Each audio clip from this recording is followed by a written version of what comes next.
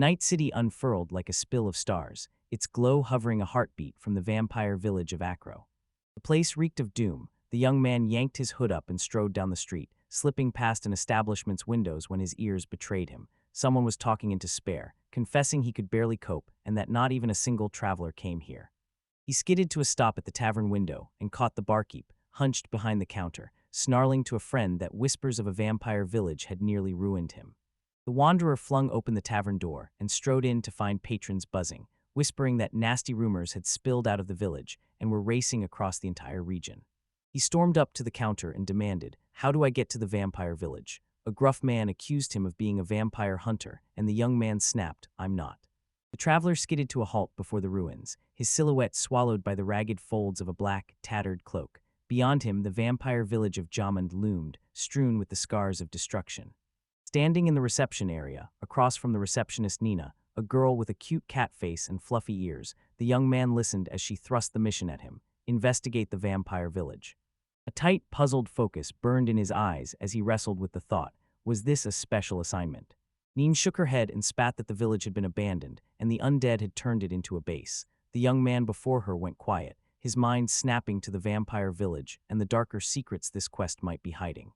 She pressed on. If the village still stood and they planned to strike the people, they'd have to be ready, and she asked him to track down the vampire living there. He was about to leave when Nina called after him, shouting that it wasn't over. He could find a clue why his power had shifted from Tamer to Necromancer. The words slammed into him out of nowhere, and surprise ripped across his face. He snapped a quick "I'll go," heard their thanks for his cooperation, then squared his shoulders and strode forward with iron resolve. Focus snapped onto his face as his mind raced back to Nina's words. Discovering why his power had shifted suddenly felt like the key to a much larger mystery, and he walked in silence, replaying every line she'd said. A deafening, razor-sharp cry tore through the air, and the traveler leapt back, stunned and utterly unable to grasp what was happening. A hulking minotaur, all bulk and crushing horns, loomed over the ruins and bellowed his name, Ace. Beside him, a one-horned wolf ripped a feral howl into the air, Ray. The boys froze before the towering figures, straining to decode their gestures but failing to grasp their meaning, though some guttural noises tugged at his memory. The thought that this place might be the next step in the mystery struck him again, and he bellowed over the roar, asking if they sensed other undead nearby. The same undead erupted from behind the ruins and charged straight at them. The heroes screamed, and Ace and Ray, spotting the threat at the exact same moment, bared their teeth and braced for battle. The ground convulsed, the air thundered with the roar of destruction, a fierce battle erupted, and the shockwaves sent the undead flying. Debris rained down as bodies crashed to the ground with dull thuds, tumbling over one another, and through dust settling like ash the young man stood frozen, staring at the ruins with bewilderment and confusion blazing in his eyes. He crashed to his knees, fingers locked in a prayerful grip, his mind reeling that such colossal power existed and that he'd actually wielded necromancy. Ray snarled an urgent warning. The boy caught it and shot back. "Do you really think the power can be used that way?" Then he yanked the book open as the skills he'd learned began to bloom across the page and froze, stunned by what stared back. Eyes glued to the pages, the young necromancer's pulse hammered, with the extra skill he'd used as a tamer still work. Everyone clustered beneath the magic dome's vaulted ceiling amid the rubble, the air crackling like a starting gun. Something enormous and world-altering was just beginning. They wound through the village's ruined shells, the young man's tattered cloak snapping in the wind, Ace on one side and a satisfied Ray on the other, both shooting admiring glances at the young hero who kept turning up in the book's new entries. Runes detonated across its pages, each one blazing a stolen skill: pain tolerance, flexibility, body reshaping, reinforced defense, regeneration, physical resilience, blood restoration, all siphoned from the undead they'd defeated. Shock nailed him in place. He couldn't wrench his eyes from the book as skill after skill unfurled across the pages: white flame, necromancy, race, illumination. Shock hit him when he saw how massive the gulf between taming and necromancy was. The wolf cub beside him insisted the white flame and illumination weren't the sage's skills, and he just smirked, drunk on his new powers and growing strength. The Minotaur's rumble snapped into a sharp observation. Vampires could be banished without sacred magic, but the newly minted necromancer kept his face buried in the book, jaws clenched as he fought to grasp the explosive new possibilities. With every stride fresh power surged through him, igniting a fierce certainty. If he willed it, he could rip his opponent's abilities away and watch them vanish. Electric with newfound powers and endless possibility, the boy grinned as he stroked the wolf cub's fur, and after taming him, they pressed on together as a razor-sharp team. Silence shattered as a grinning girl with vampire fangs flashed into view. She glided in a lush dress, bat wings unfurling on her back and a grin daring him. The young man spun, horror freezing his limbs as he tried to flee, but she mocked him by name, plainly vowing he would pay for the disturbed sleep and the destroyed familiars. Suddenly a fresh horror slammed into him. He screamed but felt almost nothing, probably because his pain-tolerance skill kicked in, and he crumpled into a pool of his own blood, teeth clenched, shock plastered across his face as the girl chuckled contentedly, watching it all. Ray, scowling with rage, suddenly lunged at the vampire. He opened his mouth to attack as she watched him, eyes alight with eager, obvious interest as if delighted by the surprise game and the hero, while someone squeezed his bloody shoulder, realized Ray couldn't handle the foe and cried out in horror, trying to stop him. The wolf charged his rival, but she just leaned against him and casually flung him aside. Before he could react, her force slammed him into the earth, his body pinned helplessly to the ground. Towering over his foe, the Minotaur roared and charged at her. The vampire sneered, dared him to lie down and sleep, then snapped her fingers and hurled him aside with brutal force. Clutching his bloodied shoulder, he stayed on his knees, horror hollowing his eyes as he choked out that he couldn't defeat her. She was too strong. In an instant, delighted by those words, she lunged at him. He stood frozen with horror as a cloud of smoke and slab fragments burst outward, scattering like chips. Panic slammed him, no pain, yet blood poured out so fast it could kill him. Closing in on the exhausted necromancer, the vampirist seized him and marched him straight into whatever came next. She loomed over him, a malicious grin and madness blazing in her eyes as she declared the games were over, and he stared back in wild horror, pitiful and helpless, convinced one more hit would kill him. On his last breath, the young man unleashed the white flame, and a whirlwind of blinding tongues of light exploded outward. He crumpled to his knees in the heart of the blazing wreckage as smoke churned and flames lashed, swallowing everything around him. White flames roared behind them as a vampire girl's silhouette tore into view, charging straight at him, and the young man ground his teeth, howling in despair that nothing had worked. She smirked and asked if that was all. The necromancer grinned coldly and shot back that he had something else for her, snapped his hand skyward to summon his new power, and a jagged bolt of lightning ripped through the sky, sending the vampire's eyebrows shooting up in stunned surprise. The young man poured every ounce of power into a single blast. A devastating shockwave ripped outward, and the explosion hurled him backward. With the full moon behind him, he slumped to the ground, exhaustion weighing him down, a ragged sigh escaping as he whispered that if this failed, he'd have no chance. The vampire glided closer, her gaze drilling into him, and she purred that he'd hooked her interest after unleashing the unique skills, white flame and lightning strike. Out of nowhere, she invited him to join her family. His jaw dropped, disbelief roaring as he blurted, "You mean, the vampire family?" She rode the conversation with electric enthusiasm, then declared with a grin that, as a pure-blooded lord, she could take him into her own household. She thought it a brilliant idea. The exhausted youth forced his eyes up to hers, and admitting he stood no chance, decided it was better to accept her offer than die here. Then he swallowed hard and asked if he really had to drink her blood. She shot a quick nod, so he asked again, "What happens if I do this?" She frowned and hunted for an answer, and he went wide-eyed when she had none. Joy exploded from her as she vaulted to her feet and shouted, "This is actually my first time." He gaped at her in bewilderment as the vampire winked coquettishly and asked, "Will you act?" He softened his tone and under the name Astor decided to learn more about her. She practically sparkled as she announced herself. Mirren, a pure-blood vampire lord, and when he fired a bold counter-proposal she leaned in, curiosity blazing. Mirren, grinning wildly as she juggled his severed arm, declared she was in a great mood and promised to listen to every single word he had to say. He watched her every move, dread coiling in his gut as blood kept seeping from him. Then, in a blink, a hand was already gripping him. She said she'd healed him with the skill Night Lord and asked what proposal he wanted to make. He paused as a chilling thought flashed. What if she was one of those vampires who enslaved people? Images of a worried, confused, sincerely happy Mirren exploded before him. He clenched his fist and steeled himself to continue the conversation. He looked up and tossed a daring bargain her way. Would she agree to become his comrade? She stood there utterly baffled. Mirren dropped her eyes and crossed her arms, confusion knotting her brow. The boy saw her falter and asked if she feared him. She bristled, denied it, then admitted a different fear gripped her. Mirren owned up to being terrified of people, and the person across from her just stared, stunned. She'd met no vampire victims, so she harbored no grudge against humans, but she knew how deadly they were. Humans dragged even distant vampires into slavery. Mirren spat out her distrust of everyone but swore she'd only come for family. The stranger offered to become her equal and join that family so she could seal a necromancer contract with him. Mirren leaped at it, vowed to be his comrade, and he bowed, naming himself Randall. Randall beamed at her and shot his hand forward. Mirren blinked, gripped it in surprise, and chirped that it was nice to meet him. They slid into seats beside Wolf and Minotaur, and the question of what to do next crackled between them. Randall shot her a cocky smirk and asked, "Will you become an adventurer with me?" Mirren beamed like a kid on Christmas, her eyes sparking with genuine curiosity as she blurted, "That sounds amazing." She then spun to her new friend again and pressed him on what would happen once they signed the Necromancer's contract, but he just shrugged. He had no idea.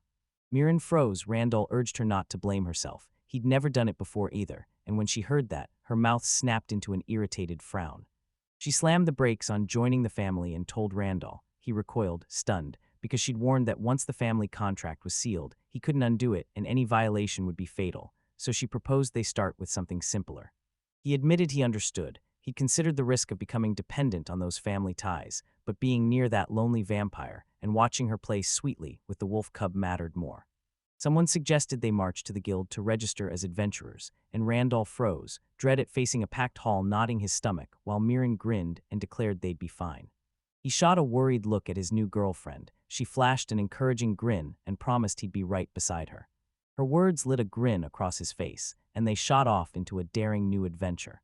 The sky blackened and the wind howled, but they pressed on, and before long a tavern loomed into view. Randall shot over to Mirren and proposed they head there to rest. She blinked, confusion flickering across her face, then swallowed and agreed. He stepped inside, wearing an awkward smile as he admitted there was only one room left. Mirren's eyes widened in surprise, but she held her tongue. She snapped, "Where did those creatures disappear to?" Ray and Ace.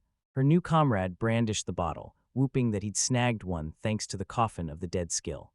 Mirren slammed a palm down and snapped that the Necromancer's contract still hung unfinished. A flicker of anticipation painted her voice as she urged, "Let's do it now," and her companion agreed on the spot. They squared off in the room's center as the Necromancer snapped his grimoire open and began to intone the spells.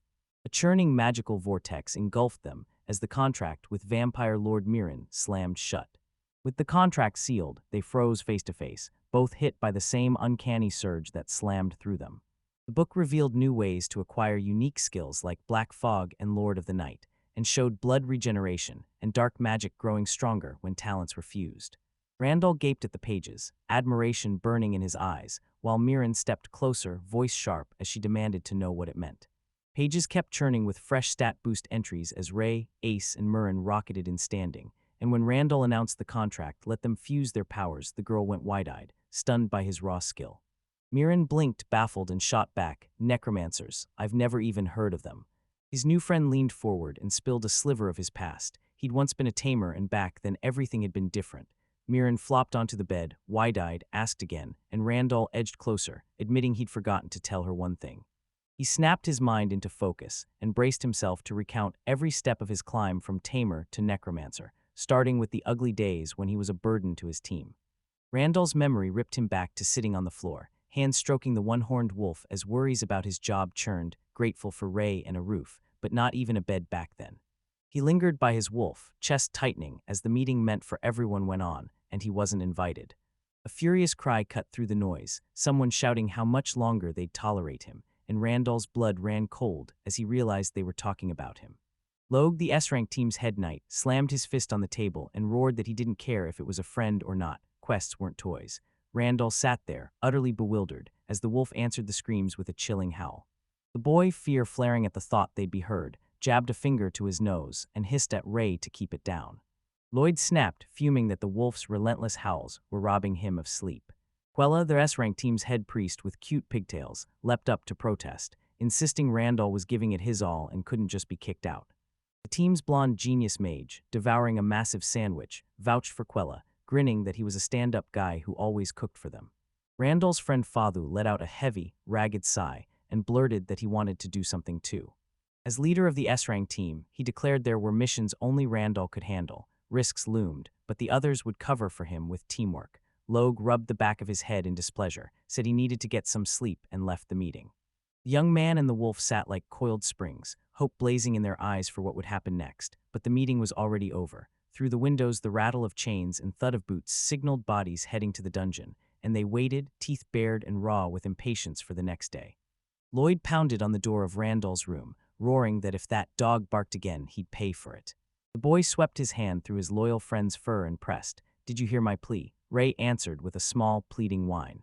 They exchanged a hopeless, sad look as Randall wondered when it had all slipped into this mess. Disappointment slammed into him, and embarrassed to admit it, he realized he'd actually been doing his job pretty well. The young man clenched his fists, every failed fight reminding him how helpless he was. Experience crawled toward him while his teammates surged ahead, and frustration roared in his mind. Ray leaned in, hanging on every word, his eyes alight with genuine concern and keen interest. Ray the wolf dove in with a sloppy, affectionate lick across Randall's cheeks. Randall erupted into laughter, mussed Ray's fur and smiled as he asked if he'd help him, and Ray kept licking until the boy laughed even harder. Randall's voice cracked as he thanked Ray, the only one who'd stood by him while the others turned on him, and then he affectionately scratched him behind the ear. He tumbled onto the hay they'd shoved together instead of a bed, yanked the wolf into a tight hug, and smiling warm, declared it his best friend and comrade. Finally, the team barreled toward the God Slayer dungeon, trading excited boasts about who would be the first to reach it. Randall lagged behind, gasping under the crushing weight of the huge backpack on his back.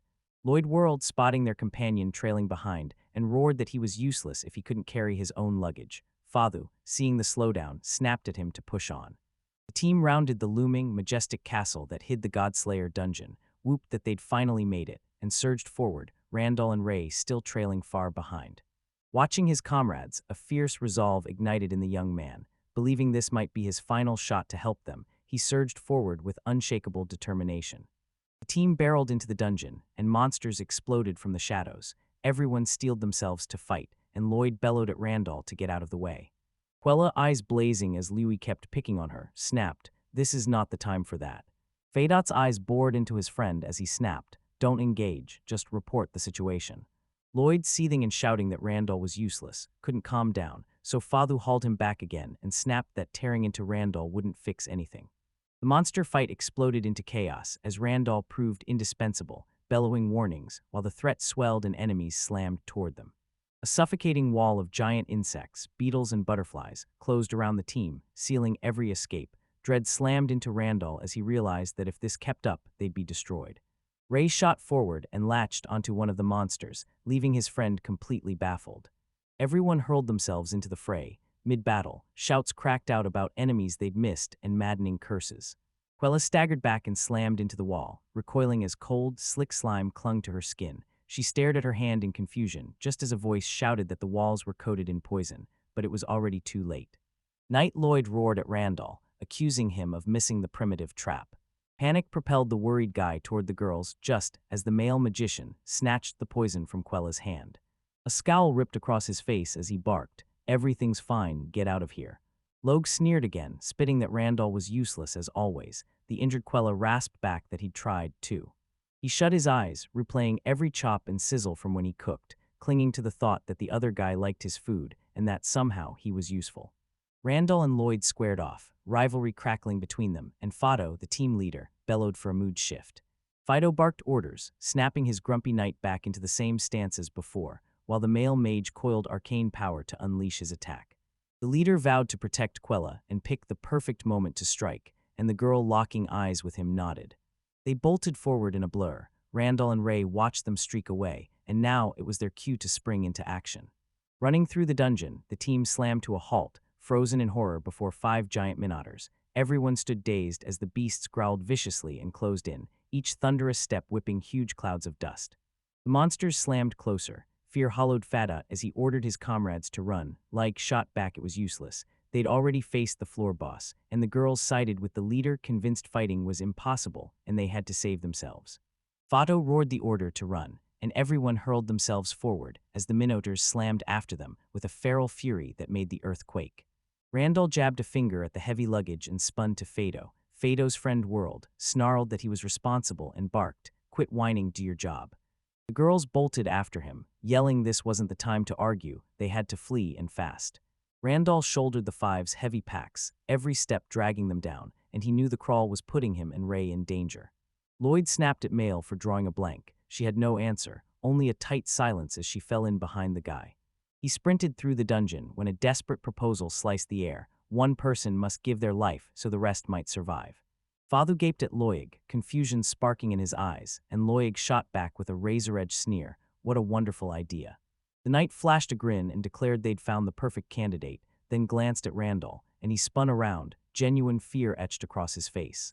The boy's eyes widened in horror as indignant shouts rose, people demanding if Lloyd was serious and accusing him of going too far. Lloyd sneered and shot back. Then it's worth choosing Quella.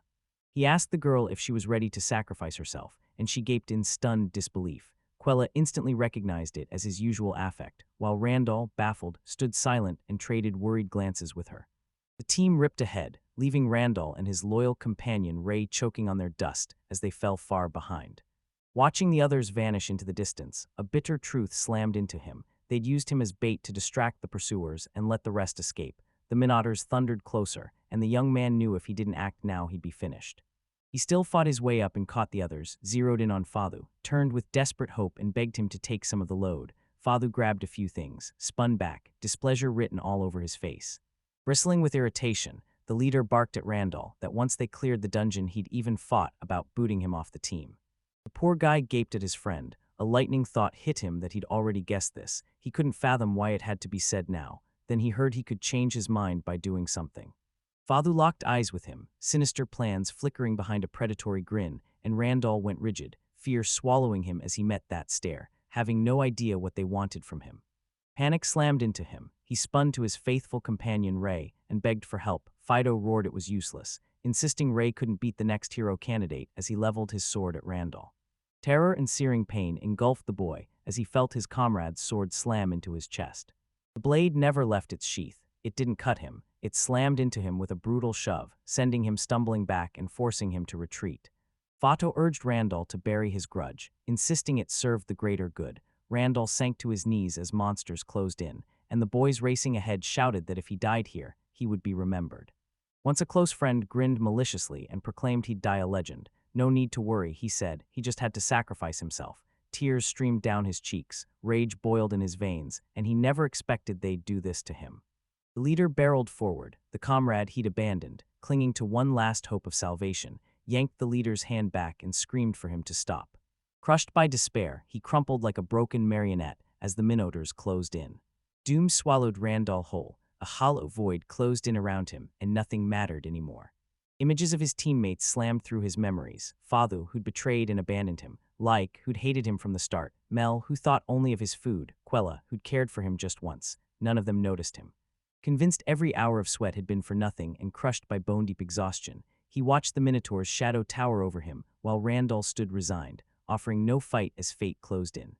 Raid exploded to his feet and grabbed the monster by the throat. Someone, furious at Raid and trying to stop him, dove in. The beast hurled him aside with crushing force, and Randall watched in horror. The wolf barreled on, charged the Minotaur again, and drove his horn straight into his chest as a furious, rage-fueled grin froze on his face. The monster slammed him into the floor with savage force, shredding the room into flying splinters. Randall froze, horror burning through him, despair clawing at his throat as he watched, frantic with worry for his friend. The wolf lunged at his opponent again, teeth locking into his neck and tearing into his flesh. The boy screamed, begging him to stop. The Minotaur hurled Ray aside in a furious heave, but Ray charged forward again. Randall gripped his arm and pleaded, desperate, urging him to stop and save himself. Ray barreled at the monster again without a second thought, while the boy, slumped on his knees, stared in raw despair, wondering why it hadn't left him. He burst into wrenching sobs, begging his comrade not to sacrifice himself for someone like him. Ray shut out the plea, eyes hard with resolve as he lunged to fight, and a Minutary's massive hand clamped onto the wolf, squeezing him in a vice-like, powerful grip. Still squeezing the wolf's neck, he reared the axe over its head. The beast lay frozen, a weak whine slipping out. Then he slammed the blade down with everything he had, sending the body flying as blood sprayed into the air. As life bled from Ray, memories slammed into him. He and Randall sprawled in the hay, laughing because everyone was mad at them again today. An image slammed into him. The wolf tenderly licked his cheeks. They tumbled together like the closest comrades in the world, and now Ray lay blood-soaked and lifeless. Refusing to accept the loss, Randall, tears stinging his eyes, shot to his feet and hurtled toward the wolf's motionless body. A raw moan ripped from him as he shook the lifeless body, desperate to wrench life back into it. Behind him loomed a wall of Minotaurs brandishing axes, swords, and bats. One of them hoisted an axe over him, and the boy looked up, silently imploring Ray for forgiveness, sure they'd meet again soon. A spirit ripped free from the wolf, shot at the monster and slammed it to a halt. It clamped onto the monster's shoulder, howled wildly and opened its mouth, and Randall stood dazed, unable to believe his eyes or understand what was happening. Ray ripped into the monster's throat with razor fangs as blood geysered everywhere. The young man, stunned, croaked, "Is that really Ray?" Then dropped his head, stared at the wolf's lifeless body in a spreading pool of blood, and the cruel truth hit him: his friend was still dead. Ray's spirit tore through the monsters, his relentless onslaught leaving every minotaur sprawled, lifeless on the floor. Randall froze, hands clamped to his head, stunned and helpless as the world around him slipped beyond his understanding. He slumped beside the wolf's blood-soaked body as its spirit drifted in silent circles around him. The fight closed with necromancy's conditions fulfilled, new abilities snapping awake, and he finished absorbing the forces of his defeated opponents. Randall gaped as Ray's spirit, a playful wolf, happily licked his cheek. Shaking with disbelief, he blurted, "Is it really you?" And the wolf nodded, plain and sure. Realizing it was his comrade standing right there, he grabbed his own cheeks, yelled his name, tears of joy pouring from his eyes. The wolf's spirit hovered above the ground, and Randall realized Ray was faintly transparent. A stab of guilt detonated in the young man's chest as he realized he was to blame for everything, and the spirit sprang up, whirling around him in a gleeful dance. He locked eyes with the wolf cub and wondered if the pup reveled in its new strength. The spirit danced around him, nodding with bright delight, and through the necromancer's power Randall knew Ray's soul held no malice or shock, only fierce pride in guarding his master and the stubborn, aching joy of staying by his side even after death. Randall's breath hitched as he realized that, even with his guilt, the wolf cub still wanted to be near him, and a tidal wave of feeling crashed over him, sending the young man into shuddering sobs. He dropped into a deep, grateful bow before Ray's spirit, and Ray sprang up, bouncing with ecstatic joy that shouted he was overflowing with happiness. Surrounded by the hulking, motionless bodies of the monsters, they faced the silent wreckage as one urgent question ripped through the air: what do we do with them now?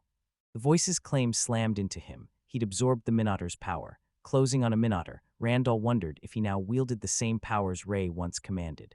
He felt the power to summon them surge through him, and at that instant, a Minotaur burst upright, slamming pure terror into the young man.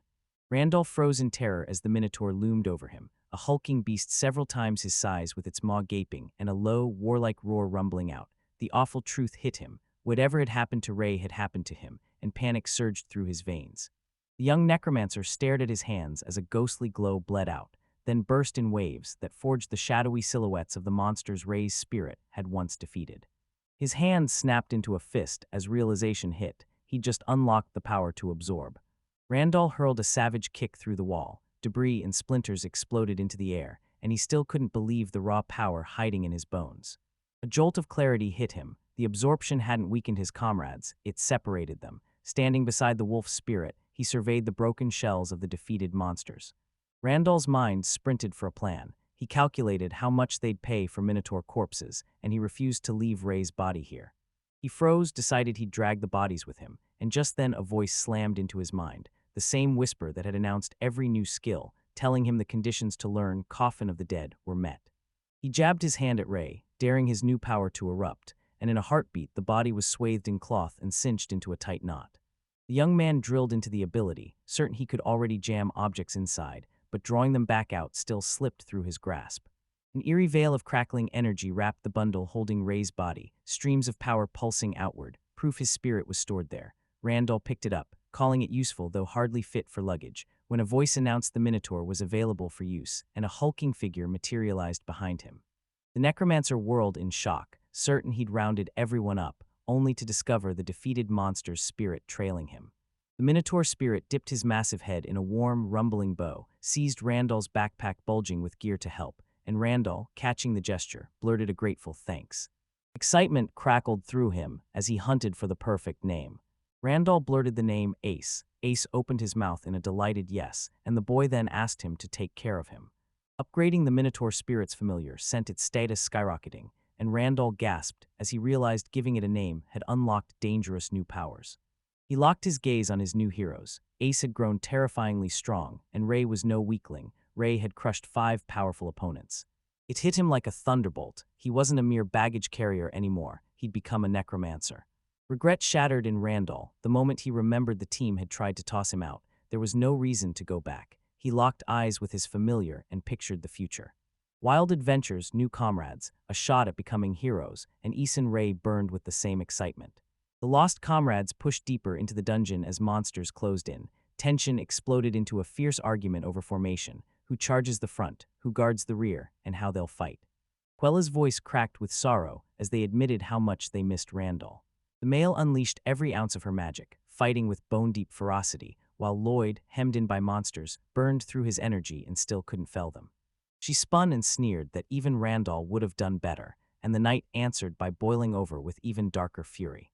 He spat excuses and curses, pinned every fault on the dead Randall and raged about the dull sword, while Fathu watched it all, bewildered and indignant. Crushed by the stress and weight of command, the leader snapped into furious madness, launched himself at the monster, and felled it with his sword. The crew gaped at their comrade's strange behavior as Mael's voice cracked with panic calling for him, and Lloyd snapped they had to leave him and move on. Devastation ripped through him, his mind reeling and unable to grasp what was happening. Fato whispered the name of his forgotten friend, as if speaking directly to him. Childhood memories slammed back scenes of Randall, who drove monsters away and rose to be the village's pride, stirring fierce admiration, and the leader clutched his sword, trembling as the bitter memories crushed him. As a kid hunched over his books, Fato froze as people around him hailed Randall a genius and admitted he was far superior. One day he steeled himself, strode up to his hero, and pleaded for a share of his strength, burning with the dream of becoming just as strong. Jealousy boiled in Fathu when he realized he'd never catch him. He formed a team and forced that man to lug gear, burying his talent from everyone, and now, hunched in the shadow of his past and numb with despair, he didn't even see a terrifying three-headed monster closing in. Fato ripped his opponent to the ground with blazing fury, and in his mind, Randall stood in his way again. His image tore through his thoughts again and again, igniting a white-hot rage that hurled the leader deeper into the fight, blind to everything around him. After the dust settled, Randall and his new crew spotted a colossal treasure chest, and when they pried it open, a young man gasped, eyes wide. All of this seemed to be their reward. The Minotaur's spirit whirled to Randall and thrust a cloak into his hands. Randall asked again, "Do I put this on?"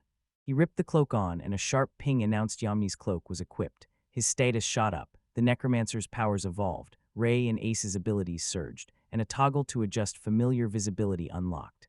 Hearing that, the comrades' eyes snapped to each other, silence crackling with sudden alarm.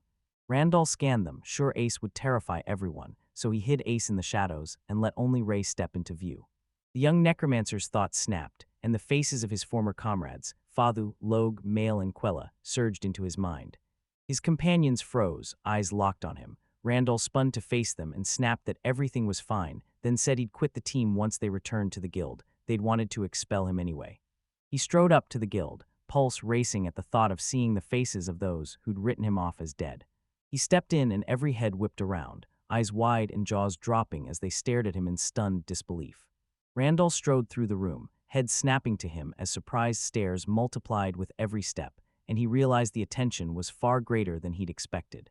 Nina, the sweet cat girl, spotted him and sprang up, tail flicking with pure joy. He recognized her in an instant and shouted, "Nina." She lunged closer, hands probing his form, a satisfied smile blooming as she realized he'd changed somehow. Then she exhaled in relief and whispered, "It's really you." Her gaze pinned him. A sudden flash of memory hit Nina, and she rushed out an apology for overreacting, admitting his aura had shifted and insisting they talk through everything that had happened. His former comrades clustered at a table. Everyone's head snapped toward him in surprise. Louis crossed his arms, gloom carved across his face. Fathu sprang to his feet, staring at the boy in stunned disbelief, unable to understand how he'd managed to survive. Their eyes locked. Randall stared into Fathu's gaze and declared he'd slain all 5 Minotaurs, but disbelief froze Fathu's face. The young man spat, "Ray died protecting me in that battle." Logue, still seated at the table, exploded into laughter, scoffing at Randall as he jabbed a finger at the wolf's spirit at his side. Silence choked the air as every eye locked on the new hero. He braced to reveal the truth of what happened, then turn his back on the team. They'd already kicked him out. Logue shot to his feet and seized his hand. He roared, flinging venom at Randall and shaking his arm like a battering ram, accusing him of getting away with too much and calling him a dead weight dragging everyone down, while Randall planted his feet, unshaken and brimming with quiet confidence. The team's knight gaped. His opponent didn't even flinch. He couldn't fathom how a mere porter packed that kind of strength, and in that instant Randall unlocked new skills and surged from superhuman into ultra-superhuman. Triumph exploded in his head. He realized his opponent posed no threat, and he could fling him aside in a heartbeat. Randall, no longer a weakling, hurled Logue aside with brutal force. The knight roared at him not to get carried away, closed in and cracked him across the face. Fado thrust himself between them, demanding his comrades stop, but the knight kept shouting, blaming the young man for the team's failure. Loig choked out that he'd failed to hold the vanguard and Quella had been hurt for it. Quella hoisted her bandaged arm, forced a shy, trembling smile, murmured that she was fine, and fought not to draw any extra attention. Randall locked eyes with Quella, snapped his fingers, and proclaimed he had something for her. At that very moment, a new robe shot up into the air. Her jaw dropped as she stared at the outfit. Its quality slammed into her. This robe didn't just rival the last one, it blew it away. Surprise slammed into every face. Some, wide-eyed, recalled that the church had revered Quella's old robe as one of its sacred artifacts, and the notion that this new piece could outshine it sent them reeling. Then Mail shoved herself into the spotlight, assuming this was the trophy for toppling the floor boss. The boys shot Randall irritated looks. He flashed a grin and sneered that they could always turn to him if needed, and Louis proclaimed that if he snagged more things like that, the trip wouldn't have been in vain. The arrogant, insolent knight barked that Randall hand everything he had left to them. Randall stared back, indignation blazing in his eyes. Logue spat that they'd only barely escaped with their lives because the weakling had been useless, and now that same weakling was brazenly claiming he was finally of some use. Every eye in the room was glued, hungry for the drama, as unfair accusations kept raining down on Randall. In an instant Lloyd snapped, snatched Randall by the collar, and screamed like a man confessing he'd forced him. The knight's sword shot upward in an instant, leaving no time to grasp what had just happened. Randall snapped his fingers and called the Minotaur's spirit forth. The ghostly titan seized Lloyd and hoisted him into the air while everyone gaped, and Randall revealed the defeated Minotaur now fought at his side, just like Ray, who had fallen in the battle. The young Necromancer urged they split the spoils among everyone, but Lloyd was trapped in Ace's crushing grip. He bellowed that the treasure they'd found belonged to them and demanded to be released. Ace loosened his fingers, and Lloyd dropped to the ground with a sickening thud. He crashed to the floor with a thunderous thud. Randall revealed he'd found 5 chests, kept only the cloak, and offered to split the rest among them. Nina stared in surprise and asked if he was really sure, and Randall locked eyes with her and declared it his parting gift. She nodded sharply and said if he was sure they'd abandon every guild, then asked if he had anything more to give. Randall declared he'd carve the 5 Minotaurs' bodies up among them all, even though the team had already lost any claim. Nina admitted the team had no proof they'd harmed the Minotaurs, but Randall had absolute control of the bodies. If he insisted, she'd hand over everything. The catgirl, still talking to Randall, snapped the rule into place. Seize every useful thing for yourself first, then let the others trade with the guild. The young man hung on her every word as the rest of the team bombarded her with questions about the trade and the surprise. Nina declared that, given the value of what they'd seen, she could estimate the sum, and the team could buy whatever they wanted. Lloyd exploded, hurling insults, and Fadu lunged to hold him back. The leader said he understood, but his comrades snarled why he was bending over backwards instead of demanding everything outright, and fate snapped that buying from Randall meant paying up front. He admitted they were flat broke. Nina nodded once and thanked him for understanding. She slammed the decision. The items stay with the guild for now. The price will be nailed down later. Randall agreed and left it to her. She then suggested he quit the team and register solo, and in that instant his former comrades lunged to stop him. Louis yanked the guy by the collar again, spitting venomous insults and roaring that he'd betrayed them. The wolf spirit snarled, ripping its jaws open toward the knight. Lloyd spun around, stunned. He hadn't known he could burn with that kind of rage. The knight recognized him as Randall's dog and flinched at the raw strength rippling off him.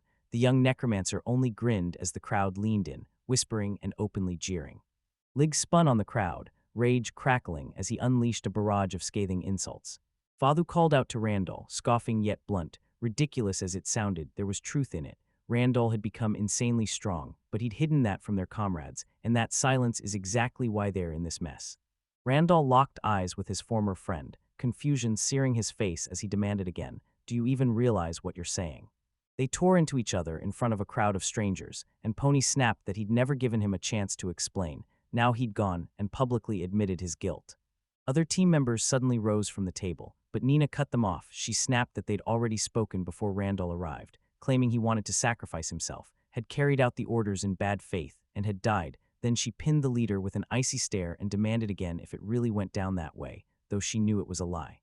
Fato lunged to stop her, but Nina slammed down an official warning, "Lie and guilt will blacklist them." She snapped slander in the guild is a crime, every S-rank title can be revoked, and the team gaped at her. Unfazed, she announced there would be a trial and warned a bounty might be posted on their heads, then barked, "Any objections?" Nina spun to Randall and urged, "We're leaving now." He gave a quick nod and fell in step behind her. Shock hit like a sledgehammer. The team crumbled into tears, knowing their actions would bring brutal retribution. Quella shot to her feet and cried out for them to stop. Randall and Nina spun around. She froze for a heartbeat, then tears streaming down her face, she begged him to take her along. Randall gaped in surprise, and a man stepped forward, declaring there was no point staying with comrades who only caused trouble. The girls froze, pleading to be taken by the new hero. Everyone around saw their desperate wish to leave with him, and disbelief ripped through them at their comrade's betrayal. Rage clawed at Fathu. He couldn't believe they'd actually do that. Dungeon memories slammed into Randall. A man had insisted they use him as bait, and he still felt the girls' motives sharp and undeniable. He ground his teeth, realizing they acted only for themselves, and refused to stand and fight alongside the traitors.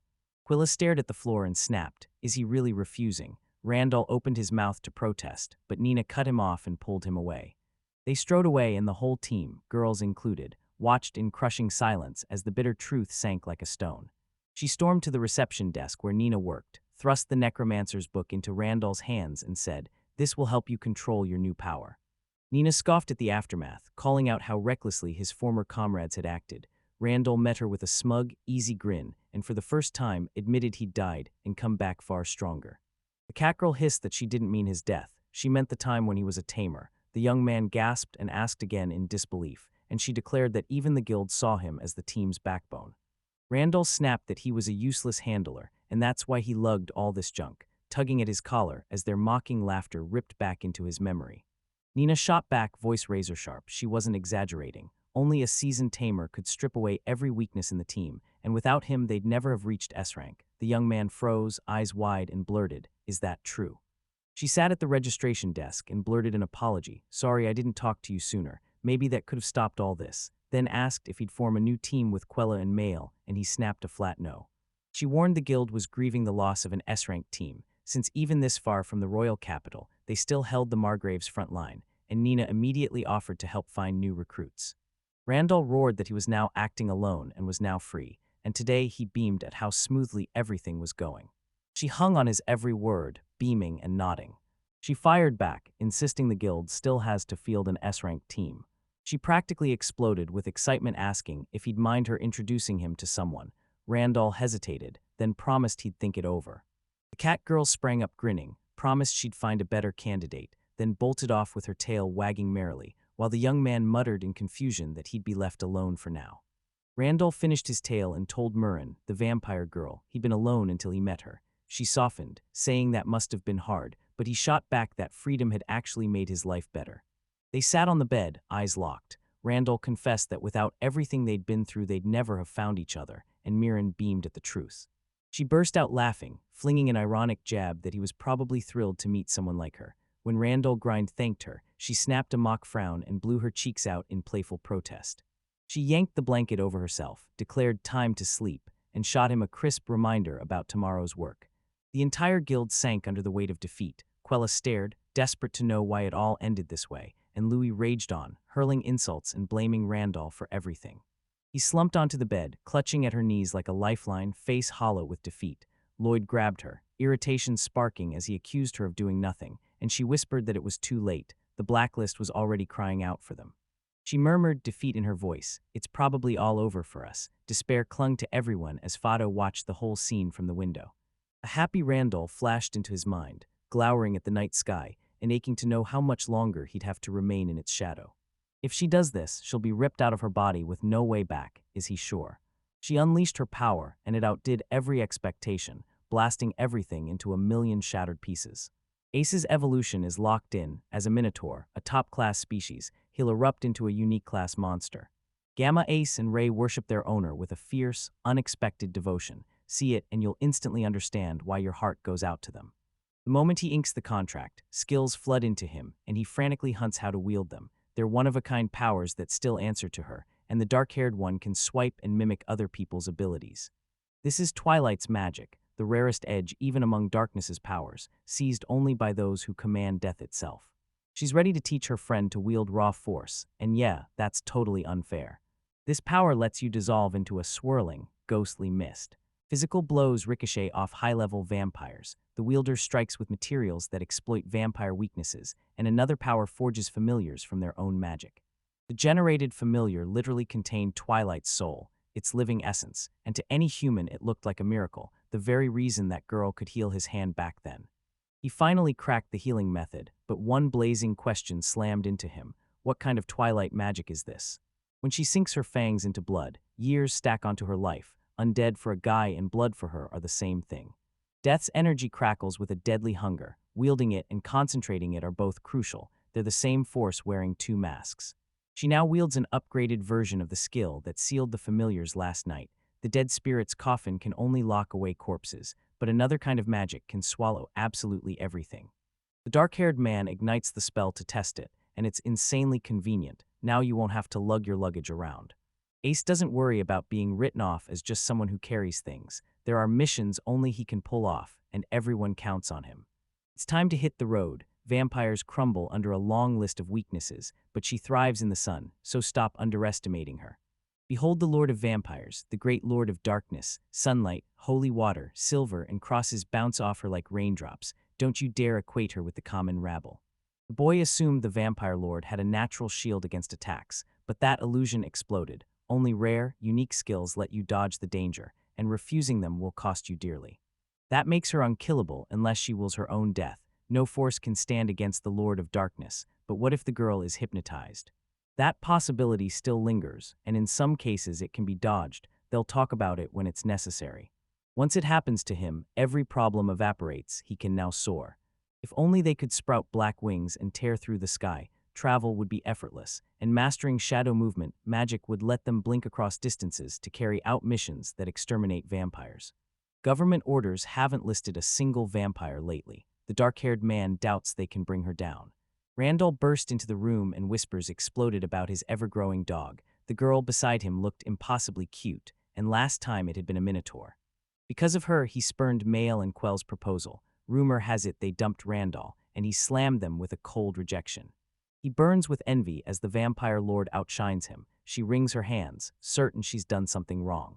A cat-shaped creature crooned that the heroine was beautiful and asked her name. The girl laughed, thanked it, and shot back that it clearly had impeccable taste. The Dark Lord seized the cat's chin, hunger roaring as he moved to devour her. Her dazzling beauty stunned him into a clumsy apology for his strange behavior, because if anyone caught her, it would be a disaster. Muram's gearing up for a registration test that will cement her rank, and they're eager to see Randall's rank too, if he doesn't mind. The guy's partner's late, and they're already zeroing in on the long-haired one. She has to strike that target however she sees fit. She will prepare something and must wait a minute, her intuition roaring that she must not destroy this thing. Muram slams the ancestral dagger into her palm, the weight of her family on the blade, and explodes forward, holding nothing back. If the target shatters, make the weapon take the fall. The guy hatched a brilliant plan, and with preparations wrapped they're ready to strike. The knife radiates danger. The girl fights with no magic and no ranged attacks, so which country's princess was Randall Asatakir? Everyone gaped as the target was smashed to dust in an instant. Maybe it had rotted with age, and now everyone envied Randall for wielding such a fierce, breathtaking Muram. They both snagged B-ranks, she flared, insisting it was far too generous, while he shrugged, treating it like the obvious result. Luminous burst in, shrugged I'm late, and stared at you like you weren't even human. Randall's eyes snapped to the newcomer, Luminez Revest, impossibly skilled, and already the youngest solo adventurer. She's the popular girl and the starting bell just rang. Both are drowning in duties, Rivest most of all, and it's tearing her apart. The Lumines flared to life and the battle erupted. She's younger than Randall. What is this aura? The guy called Ray and Ace charges in. The girl stares, mind reeling. So this is what the Necromancer's power is. She vanished in a blink, then slammed down from above like a falling blade, ambushing the guy called Ray. Luminous blood ran cold. Both exceeded rank of power. This wasn't some run-of-the-mill Minotaur. We crushed it. We've got to keep this up, because Ryan Ace have undeniably leveled up and are way stronger now. He's a coward through and through. He throws his familiar into the fray and watches from the sidelines, and he can't forget the exam. His vigilance must never slip. After the attack, her blow sailed wide. She missed, and Randall darted aside, narrowly dodging it. His jaw-dropping ability flashed, but it proved he couldn't outrun Luminous, and that was the end for him. The blow landed, blood-drenched Randall as he shoved his hand between himself and the sword, sacrificing it to take the strike. Not bad if he wanted to pass. He had to unleash that ferocious determination, and he proved he was S-rank material. Randall's raw talent crackles, but he needs another 100 years of training to topple Luminaz. Maybe one day he'll pull it off. Nina whoops, congratulating him on his new S-rank. His familiars have supercharged his strength, and it's undeniable. Lemony waves off the epic showdown for now, vowing a rematch someday, and Randall just shrugs. He's fine with waiting. Exhilaration surged through him. The girl shot off to revel with the dragons, and she vowed she'd pray for her success. Murem burst in and locked onto the victim's hand. He kept insisting it was fine and the cut was shallow, but blood was pouring everywhere.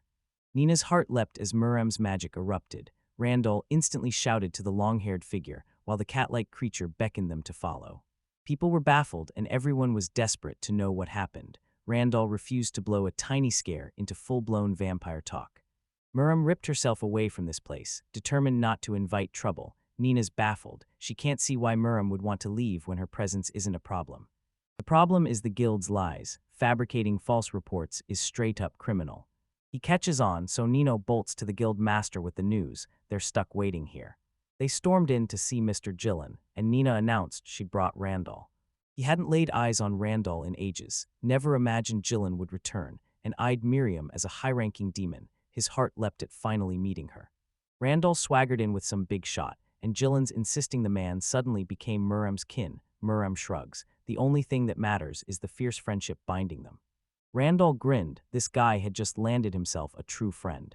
He's drowning in remorse, convinced that if he'd been more competent everything could have turned out differently, and the other guy just shrugs, insisting there's no need for an apology. Randall's chest tightened at the thought of fallout, then relief slammed into him. Lord Cecilum stepped in and crushed the problem before it blew up, and they were lucky they'd never handed Fadu a hero certificate. Lord Cecilium dominates the border, ruling this region with absolute authority. Gillen has no power to forbid S-rank people. They're about to be slammed into house arrest. Gillen can't ignore Lloyd, and he's plotting to punish him.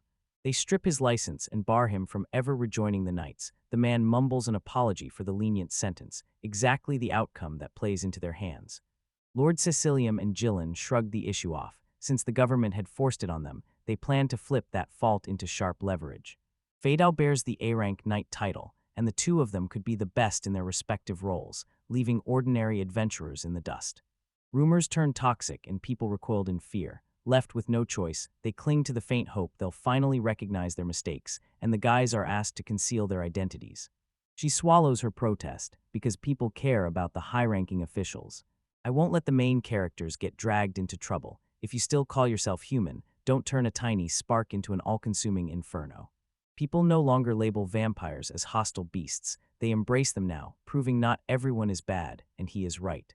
Randall returned bearing a task he had to finish. Prowling the dragon graveyard, the boy asked again. Lord Cecilium himself ordered us to storm the dragon graveyard and end whatever stirs beneath its bones. Legend says a fearless warrior slew a titanic dragon long ago, and the craggy mountains where its corpse fell are now called the Dragon Cemetery. Endless loot could be ripped from a dragon, but the warriors had no time to slay the beast, no strength to fell it, and no tech to haul it away. The dragon's torn parts fused into the earth, pulsing with a monstrous surge of magic that poisoned the air and left the whole area a blasted ruin. They once flooded this place with offerings, and now they're pinned down by house arrest, a condition called Quella, which is exactly why they're here. Even if you tuck the vampire out of sight, they'll sniff it out, then you can shut those annoying people up. Besides Quella, who's still a student, he's the one most suited for this, a perfect chance to unleash his vampire powers. Even with his razor-sharp detective instincts, the mission still hangs by a thread. Now Nina and Gillen must step forward and spill the truth. Only the Dragon Cemetery can fling you back into the past. They planted a one-of-a-kind temporal anomaly right in its heart. They ordered me to obliterate a colossal undead dragon, a literal zombie, and one of the largest dragons in history, and that was not fun at all. They're painting dragons as undead horrors, pinpoint their weak spots, and with Randall and Murem watching your back you won't break a sweat. The whole threat's probably blown out of proportion. Gillen swears they'll be fine, vows the guild will operate as usual, and promises a detachment of swordsmen will be sent to the heroes. Rand demands proof. Mr. Rand makes his living in a way no one else does. Nina plunged into necromancer lore, and the guild currently lists adventurers officially registered as necromancers. Wielders of rare professions must meet strict conditions, and many of them command jaw-dropping abilities. The sages among the saints and lumines blaze forth as legendary, world-famous figures. If a fight breaks out, the girl will own it. Randall can't convince himself he's her equal. The guy has a fierce ally whose skills echo legendary icons. Gillen pins everything on Randall and Murram. Panic coils in the guy and he stands frozen, powerless. He refuses to betray that trust. He owns this feeling without shame. He'll move heaven and earth to protect it. Then the boys were sent on their way, told to stay sharp, and they shot a quick thank you back. Randall never suspected Murram couldn't fly and move at the same time. She only skimmed the air in short bursts, so flight barely nicked her energy reserves. The heroes have barreled nearly to the halfway point, and on the way, they'll make a thunderous stop in the city of Aden. She's dead set on preparing well, and presses the guy to spill everything about sleeping dragons and cemeteries, and the exact method for submitting a research request. Research exists to pry secrets from the unknown through bold exploration, and research requests rally teams to tackle those hunts for little or no reward. A special request landed in their laps, and they'll stop at nothing to shield their reputation. It's the kids' most beloved, wildly popular fairy tale about dragons. Every living creature trembled before the dragon. Instead of raising the village, he spared them and once a year bestowed fresh dew, failed to protect him or earn his wrath, and he unleashed swift misfortune. Terror clenched the villagers, and they knelt before the dragon, treating him like a god. One day the dragon set out for a neighboring empire, but unlike the pliant villagers, its people rose up and defeated it. The empire held no great power, and the dragon stood beaten and alone. The hero burst into view, but the girl's ears locked onto a different sound. This brave man is the village's living legend. He and the dragon razed the empire to ruins. Then the village convened a meeting where the council of elders voted to keep worshipping the dragon, and the dragon then seized the power of harmony. Once just that lone village's god, the dragon became a legend overnight when it shattered the empire that had threatened them. The dragon finally fell, either spent to the bone by the brutal war with the empire or cut down by the locals, and somehow that ending feels oddly poetic. The dragon was slain, or rather, the dragon from the empire's tale was slain, but the heroes were real. Adventurers unearthed demons living there, and someone is plunging in to brew medicine from dragon bones. The miasma chokes the air, and the light is dungeon dark. If Randall's right, go, only there will everything be dragged into the light. The guys slammed into the city of Aden. Ray's going to have to go back, and the guy swallowed his pride and apologized to him. Murram gaped, confusion snapping through her. She'd never imagined this place teeming with so many non-humans. The city's defining trait, species from beastmen to elves mingle freely, and discrimination and persecution are banished from its streets.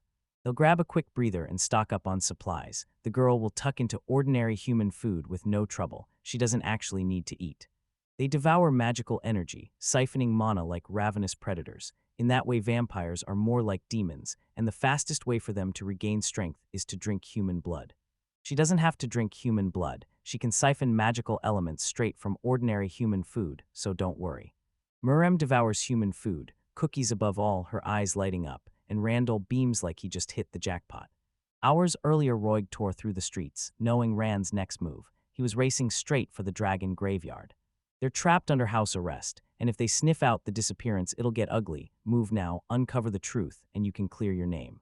Unsettling events have been erupting there lately, and everyone's clamoring to explore the dragon graveyard. It's the only thing they want to do. Whispers of zombie dragons send thrill-seekers blood racing. If one claws its way back from the grave, they'll need St. Quella's help. Only a girl can slay this abomination, a dragon twisted into a ravenous zombie. Ignore it, and the whole country will crumble. This was bound to explode into disaster. They turned to Frito and pressed him for his take. Reviving the dragon is near impossible, but if it happens, they'll be forced to rely on Quellas, and if they rally every ounce of strength, everyone can be saved. She's going to pull it off, and they must win the guild's approval, now racing toward the dragon graveyard. They thrust a report into Lord Cecilium's hands. The heavy knight Roig had his license stripped away. He's still young, and it will be a bitter shame. The crowd swarms around them, but Miriam's fine. If nobody turns aggressive, she threads her fingers through his and squeezes to make them look natural. If that's true, they should charge forward, but the guy pleads for calm, don't rush, the food isn't going anywhere. They crested the mountains that cradled the dragon cemetery, and he rejected the burden Ray, unfurled his wings, and blasted into the sky. Darkness swallows the place, worse than his last visit. He never expected it to look like this. Algae has overrun every surface. Leave a magical creature's remains to rot, and it'll claw its way back as undead. Bury it properly. She clamps her power down, and Gillen expects results from them. The original magic was too dark to ignore. You can't leave it like that. Should a demon or adventurer dare set foot here and unleash a titanic monstrosity, that abomination could claw its way to the crown as a demon king. Priest slammed a magical device to life, unleashing a healing wind into the corpses of frail demons and creatures nearby, stopping those weak bodies from rising as undead. As the dragon's magic bleeds away, the air floods with excess energy, the beast weakens and the device surges with power. If you don't act, the dragon will smash the fragile balance. The quickest way to slay it is to turn its own power back on itself, then strike the instant it revives. Use that grim whore to try to resurrect the beast. They must drain his strength and shut down the healing air device so they can inspect the dragon's condition and shield themselves from its addictive pull. He'll adapt fast and learn to seize control of his self-confidence. We'll get this done in no time, she says. He clutches that promise like a lifeline, praying she's right. What started as a safely balanced restorative air has ballooned into a dangerous excess. If we don't purge it now, the magic will bleed out in 100 years, and they'll be dragged back into ordinary life. We must flush out any lurking creatures. Randall will unleash necromancy to wipe them out, and Miriam pins all her hopes on him. The long-haired wolf's colossal size was carved by evolution, but legendary wolf trainers have been known to refine and enhance their beasts. They've got to face the dragon while fog chokes their sight, and Quella, saint that she is, can step in. Everything's unrecognizable. She must redo every single thing, and a terse order snapped. No delays. They're here only to research, and if that dragon shows up it has to be slain. It won't be back for decades, long after Rand and the others, and there's nothing we can do. Rand's actions have shoved the S-rank group to the brink of disbandment. Without Fuego, Roig's chance to become an adventurer evaporates. Without the Vanguard, their efforts won't amount to much. The fair-haired man reads every movement like a map. If not for that guy, he'd still be stuck at his rank. Roy is hands down the most thrilling ticket to A rank. He still clings to a sliver of hope, but fail to annihilate a disaster-class monster, and it's over. They'd never do it. Waking the dragon is off-limits, and he can't believe she'd accept being remembered as history's most talentless saint. They'll slay the dragon and seize hero glory to dodge failure, so why not lock in their saintly legend by actually working miracles? Memories crashed over her, and she knew every move Quella would make. He tells Quella not to worry. Hundreds of years flash by, and this dragon's suddenly off. If she wants, she can pin the blame on someone else. She can jolt the monster awake in a heartbeat. It's so massive it can't recover quickly, and the dragon won't be an issue. Quella bent the air with magic. When someone asked how long it would take, she snapped, almost done, as the last threads of the spell snapped into place. They snatched control and silenced Quella, every heartbeat screaming that the dragon had returned. She never suspected a formidable mage lurking so close. When passers-by spotted the team, they had to bolt. They're vanishing now. The blonde will erase every trace. We have to bolt, and if they want, they'll do anything.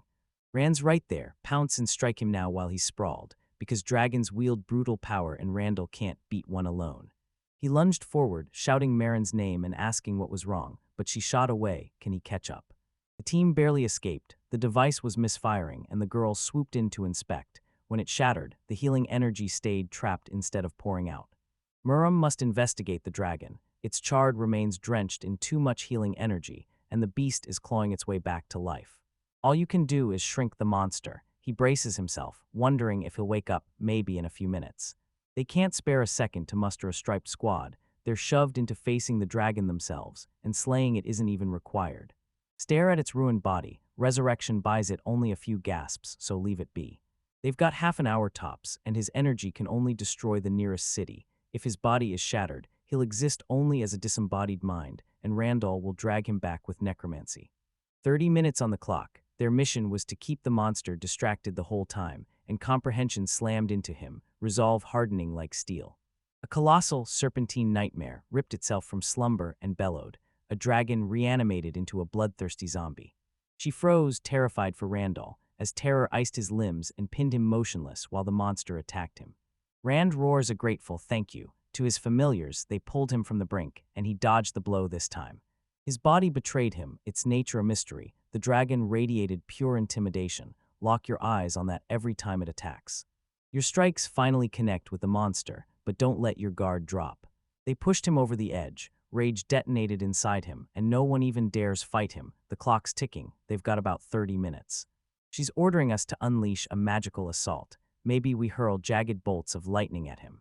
The monster bolted from the field, and she unleashed such a savage onslaught she might have gone a little too far. Thunder and lightning blaze as part of the great sage's magic. Until this moment, the monster had been holding back, unwilling to squander its power. Someone had been in the forest, but don't dwell on them now. A breath of death swept through, and its single, terrifying quirk was that its strike killed instantly. Rear roared at Dodge. He won't have a second to dodge. The transformation and the Night King won't save him. Muram sneers at people as insignificant, childlike things, and she'll stay at Randall's side for the rest of her days. They've barely begun to try anything. She's alive after everything. The monster's magic is completely spent, and now we have to clear the way for the Night King. In the end, he clawed his way back, and he credits Miriam for pulling him through. He snaps, asking about the girl's condition. Who does he take her for? Miriam conjured magic, and she's back in action. If he's going to practice necromancy, now's when he dives in. Everything's fine. The ancient dragon blasted back to life, fully resurrected into a fierce young dragon that will dwarf the wyvern.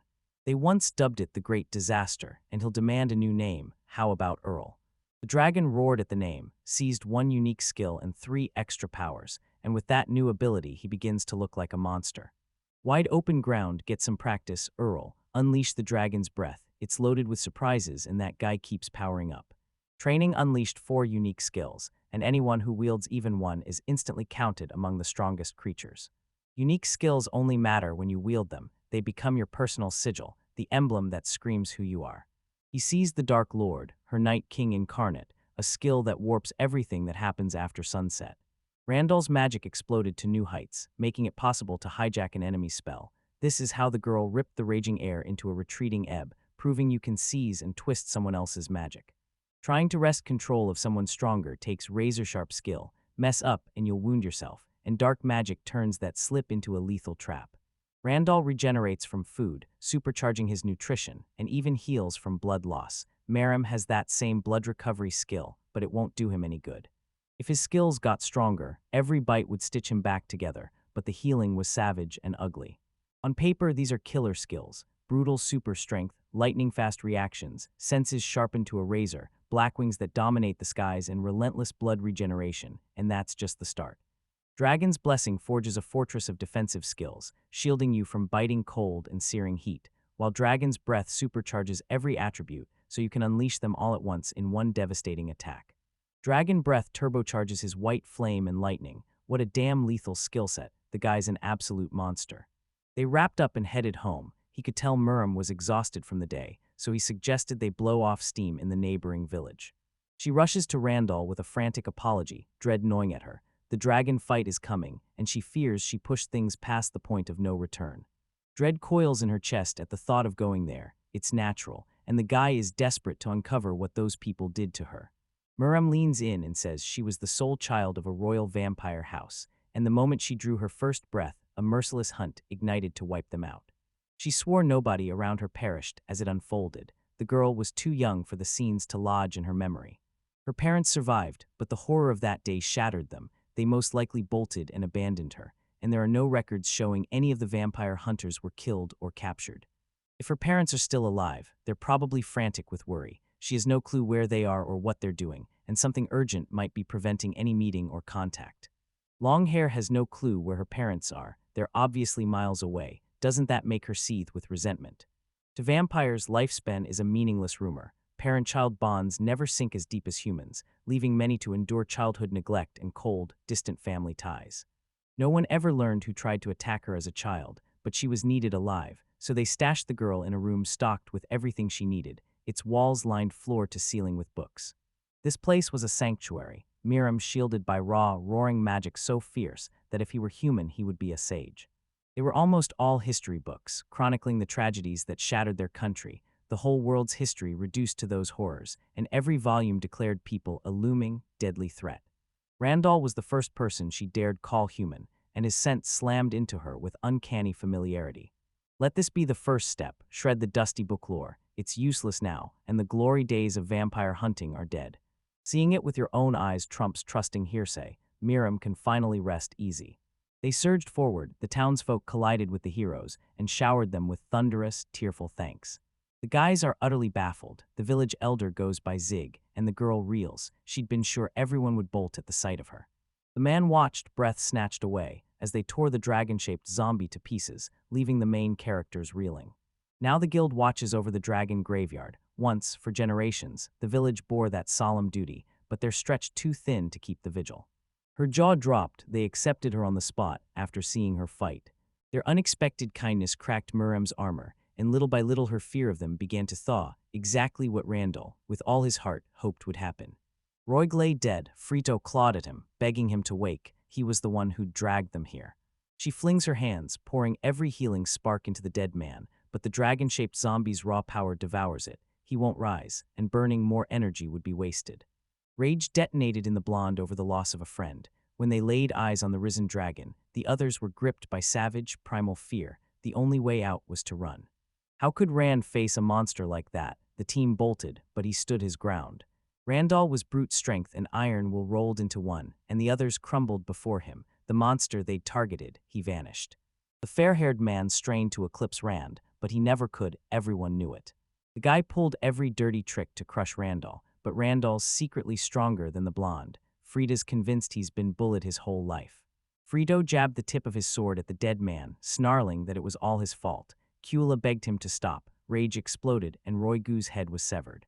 He howled raw and shattered after what he'd done. They barked at him to calm down, insisting Roy couldn't have survived, and the girl's eyes suddenly lit with an idea. The idea to kill Rand ignited, and they swore they'd commit another crime. The girl with Randall was undeniably a vampire, and the plan was born. They'll execute Rand, then hawk the vampire to a shadowy organization that'll stop her and have her outlawed. The organization is a secret circle of sorcerers, and the girl is tied to them. Say vampire and they snap, instantly on edge. Their leader is the infamous vampire hunter Muriel. Dark rumors cling to her, and the Society of Sorcerers under her command still hunts sorcerers while she only wants information. They alone dragged Roy before justice. He had no choice, and many feared for his fate. If Roy turns his back on the ranks of adventurers, what chaos will erupt? Mr. Roig will never darken the Order's gates again. He poured his life into them, and the knights will shun him. He'd either turn bandit or don a foreign uniform as a soldier. Either way, the Order would brand him an enemy. Rug was a blight on the Order's past, and they'd move to cast him out if he fought under a foreign flag or became infamous as a robber, either choice dragging the Order further into disgrace. An Order stands ready to wipe Roig out to fix this mess, throwing them into a tight spot because someone just dropped a trump card into the conversation. The Order and the Association wouldn't risk turning her down, and she knew the church seethed with hatred for vampires. She was right. Now there's no turning back. They're forced to stay and can only head home once the job's finished. If the team returns, punishment will rain down on them. The girl snatches Roig's head. First, you have to get to Moral. At last they returned, and their first stop was the guild. Miriam and Randall marched inside where Jyrn met them and praised the remarkable work they'd done. The guild, swarming with adventurers, far more than usual, did a message about the zombie awakening just land here. Everyone dropped to their knees and poured their gratitude over the heroes. The guide waved off the ritual. The heroes needn't be modest. Their deeds will be carved into history. We pulled Miriam aside to thank her, and it stung that her very first order had turned into an impossible trial. Without them, everyone here would have shattered, and had they been sent on that mission, no one could say if they'd ever come back. She shrugs off his thanks. It's nothing, she declares, every word ringing like a true hero. The main characters were granted the chance to reassess their ranks. They slew the dragon, finished the mission, rocketed to A rank, and by special exception were cleared to form a two-person party. Jyrn anoints both of them S rank. Are they teaming up without Frito? The guild fought tooth and nail to gather every soul here. Sending them away empty-handed would be unforgivable, so they sank the reward money into one roaring banquet. Today they'll throw a lavish, all-out party that makes the whole block roar. He spots Miriam already surrounded by friends. Jyrn fires a quick, "How are you, Randall?" at him, and Randall goes silent. He's got nothing to say to that old man. He rounded everyone up and rallied them into a squad by sheer accident. Randall thanked him, and the guild's backing was more than a courtesy. He tells everyone to be on guard, uttered by a traitor who sold out his own people and now carries a jagged scar across his face. This isn't just about him. the vampire's dark image burrows far deeper than it appears, and the adventurers from that era might still be alive. Garen's actions stripped the guild of concern, only a few still cared. Frito and 3 others vanished from sight. Maybe now's the time to tell. The man sank to his knees, apologizing. Jiren dared to believe they'd finally own up if they shrugged off his plea to abandon these attempts, but that hope was naive. The guild had already dispatched a search party, and the team was hellbent on hauling something back as a trophy. We ripped those villagers from the dragon's jaws, and they never spotted our team. Slipping out of house arrest would be madness, and the guess we have to make is going to be brutal. They stepped into the dragon graveyard, and Muram declared the dragon couldn't muster the strength to awaken. They scoffed at the wreckage, prepping for a routine sweep and a quick trip home. The rebellious dragons are lab-made and can be controlled. Forget who did it, someone schemed to awaken the dragon, and that mechanism can be used. He bowed, apologizing for the delay. Tomorrow he'll collect his reward, so today he can crack open a drink. Good call. People pester Randall. When did he get so monstrously strong he split into 2, and wouldn't the pair want to join someone? Same resurrected dragon, Jiren wouldn't even bat an eye, so keep this from getting out to the public. The screams from the battle slammed into him. Maybe people were still trapped out there, and whoever remained had been set upon by the dragon. They showered him with thanks for his report, and an award awaits, but first he must step up and speak. Lord Cecil summons one of the men, a border lord posted to stand guard over the kingdom's frontier. The dragon's remains haunt him. His sworn duty is to shield the nation from demons, so they are rewarded. The reward wasn't gold but rainbows, and Lord Cecil shouldered the task himself, a mission of grave importance. The payout might be paltry, but charge ahead with the same fierce, unbroken spirit. Roig's armored, headless body bolts upright, jerking in a frantic loop as it claws at the air hunting for his head. An iron knight prowls the forest. What are the guys gonna do with all this cash? Splitting the reward is no sweat. They'll stash it now, not needed yet, but it'll be crucial down the road. Randall tossed out a reckless plan. Rebuild Muram, inherit the fortune when he died so she could finally meet her parents, so why not buy necromancy equipment? This shadowed relic is a cloak that supercharges dark magic and can swallow you into invisibility. It pulses with sacred power, and something ancient lurks in its weave. Muram steeled herself to storm every dungeon until she found gear that blew this away. Anyone who fights their way to the 8th floor of the god-destroyed dungeon will be swimming in gear. She's serious, the cloak's the only piece that stands out. His entire outfit is basic, but getting inside demands special equipment. He might need every scrap of gear he can scrounge. The nearby shops stock anything, so you have to race to the city of Allied. The dragon carried them like a velvet throne, so shockingly smooth it felt unreal, and the main characters spotted people dotting the road far below. During the attack on the merchant and his escort, they refuse to surrender. They fight tooth and nail, and Randall is a real hero. From across the clearing, the dark-haired man called out, "Need help." When he summoned backup, he found only B-rank fighters, and none of them expected to run into the Goblin King. The Goblin King stands solo as A-rank. B-rank foes mean nothing to him. Rand charges at the Goblin King, and they keep the merchant safe. Don't worry about him, he's not alone, someone's got his back. The stranger never expected to stumble upon Randall, Ray, and Ace, his Minotaur and Fenrir, in a place like this, especially when he'd been asked to deal with the Goblin King. Now Rand roared, summoning the Dragon Earl into the hall, and everyone present froze with jaws dropping. He staggered in late, Muram crushed every challenger again, and with nothing left to do, she slipped him a sweet treat. A colossal Goblin King materializes, able to grant Randall new skills, and Randall knows it. Randall barked a grateful thanks to Ray and Ace, giving them the chance to slip away. They'd finally caught up and wanted to help, and the strangers gawked at the raging battle. How can the main characters strut around like nothing's wrong? Who are they? The familiars are commanded to protect these 3. White flame magic erupts. A demonologist leans on summoned creatures to do their bidding. Boom, new skills unlocked. Charisma of kings and growth. Growth rockets your EXP gain so you can go back now. Questions fired at the boys. Are you okay? Any injuries? And relief flooded Rand and Muram when they saw the strangers were unharmed. Marin, chairman of the Midgard Chamber of Commerce, dropped to his knees to thank the heroes. They'd saved his life, and he was stunned to meet the famous Randall and Muram in a place like this. It's thanks to his friends that the guy stands as the very picture of modesty, and the man still begs permission to thank him. The Baron thrusts his Chamber of Commerce membership card forward. He must present it to enter their chamber, and the moment they see it, they'll be more than happy to serve him. He blurted an apology, gave his name, and dropped the lucky bombshell. he was the chairman of the Midgard Chamber of Commerce. The Chamber of Commerce tightens its grip over 60% of the country, and the man asks for an escort straight to its headquarters.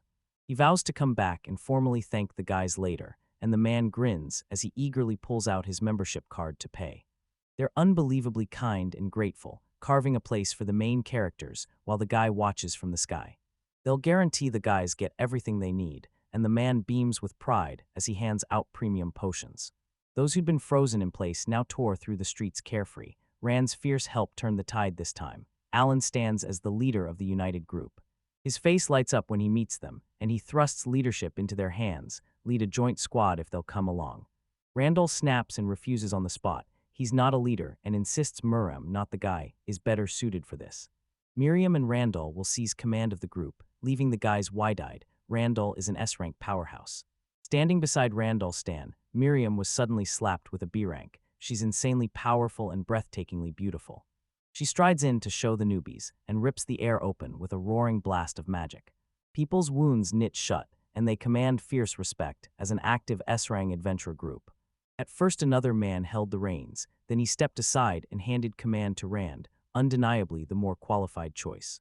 The united group's leader craves raw strength above all thinking's optional. These two yanked a man from the jaws of death. They deserve an equal reward. Their help made all the difference. Regret ripped through the blonde man. He didn't make it in time and it haunts him, but they're alive, and that's the only thing that matters. The guild slams the Phantom Forest shut to low-ranking adventurers. A brownie hauled the lost kid to safety, and he'd never be sitting here now if his parents hadn't picked him out by his blonde hair. For a team claiming rank A is a crown of prestige, they're here to help, and they must keep that fighting spirit blazing. Randall stepped up and took the leader's mantle. He'll assemble the teams, map out every move, and spearhead the entire operation. She's sure he honed those skills long ago, and now they're saving him. Randall has been through hell. Ray and Ace, Earl and Miriam keep surging in strength. The guy has run into a flood of new faces, and now it's time to celebrate life with his friends. In Alade's bustling streets, crowds stream past, handpicking fabrics and scouting studios, while one building towers above them all, the company Midgard. A meeting hums in one of the company's rooms, as Randall and Miriam perch on a couch across from a man eager to thank them. Blondman presses a pile of free gear into the heroes' hands to thank them for their bravery. Randall draws back and flatly refuses the handout. The company owner practically begs them not to refuse, crowing that Rand and Miriam are famous names, and this will open doors for them. The dark-haired man nodded, a sharp smile admitting the other's honesty, and the owner snapped, voice iron, "Trust is everything in business." Randall brusquely rejects the man's selfless help, snapping that they have the money to buy the sets themselves. They trade stunned looks over the rainbow's worth, counting a coin hoard so massive even an S-rank would blink, and the owner swears he'll hunt down the finest craftsmen for the order. The Midgard Chamber of Commerce forges battle-tested, wallet-friendly gear, winning roaring fame and the fierce respect of adventurers. He fires off how rare, one-of-a-kind pieces pop up and stand worlds apart from the usual fare, and he says mass production is conjured by magic, while the originals are painstakingly crafted by hand by skilled craftsmen. Randall's grin exploded at the thought of the craftsmen working for them personally, but dread coiled in his gut over their lack of funds. The owner stepped forward, calm and sure, asking him not to worry. The black-haired man suddenly snaps at Miriam as she devours sweets. He fires off, "Does it taste good?" and she beams back a cheerful yes. Rand leaned in, demanding, "You listened to the whole conversation, right?" She snapped, "Of course I did," while the man pushed a tray of sweets forward, beckoning them to grab whatever treats they wanted to take along.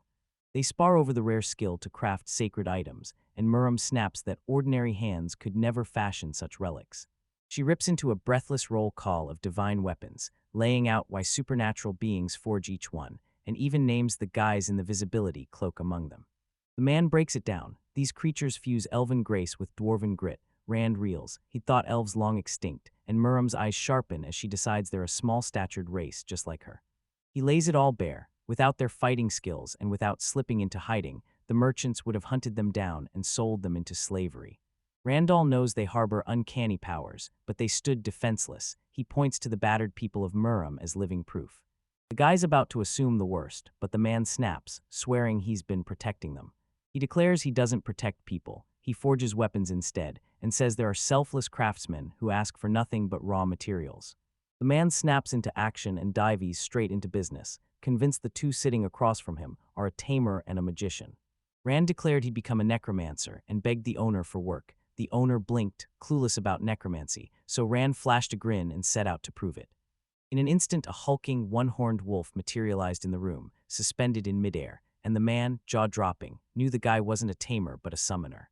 Rand snaps that the cramped room only let him summon Fenrir, then drops two more names: Ace, a hulking minotaur, and Earl, a towering dragon. He swears necromancers bend the dead like puppets, says Eason Earl stumbled into his life by chance, and reveals Ray's an old friend.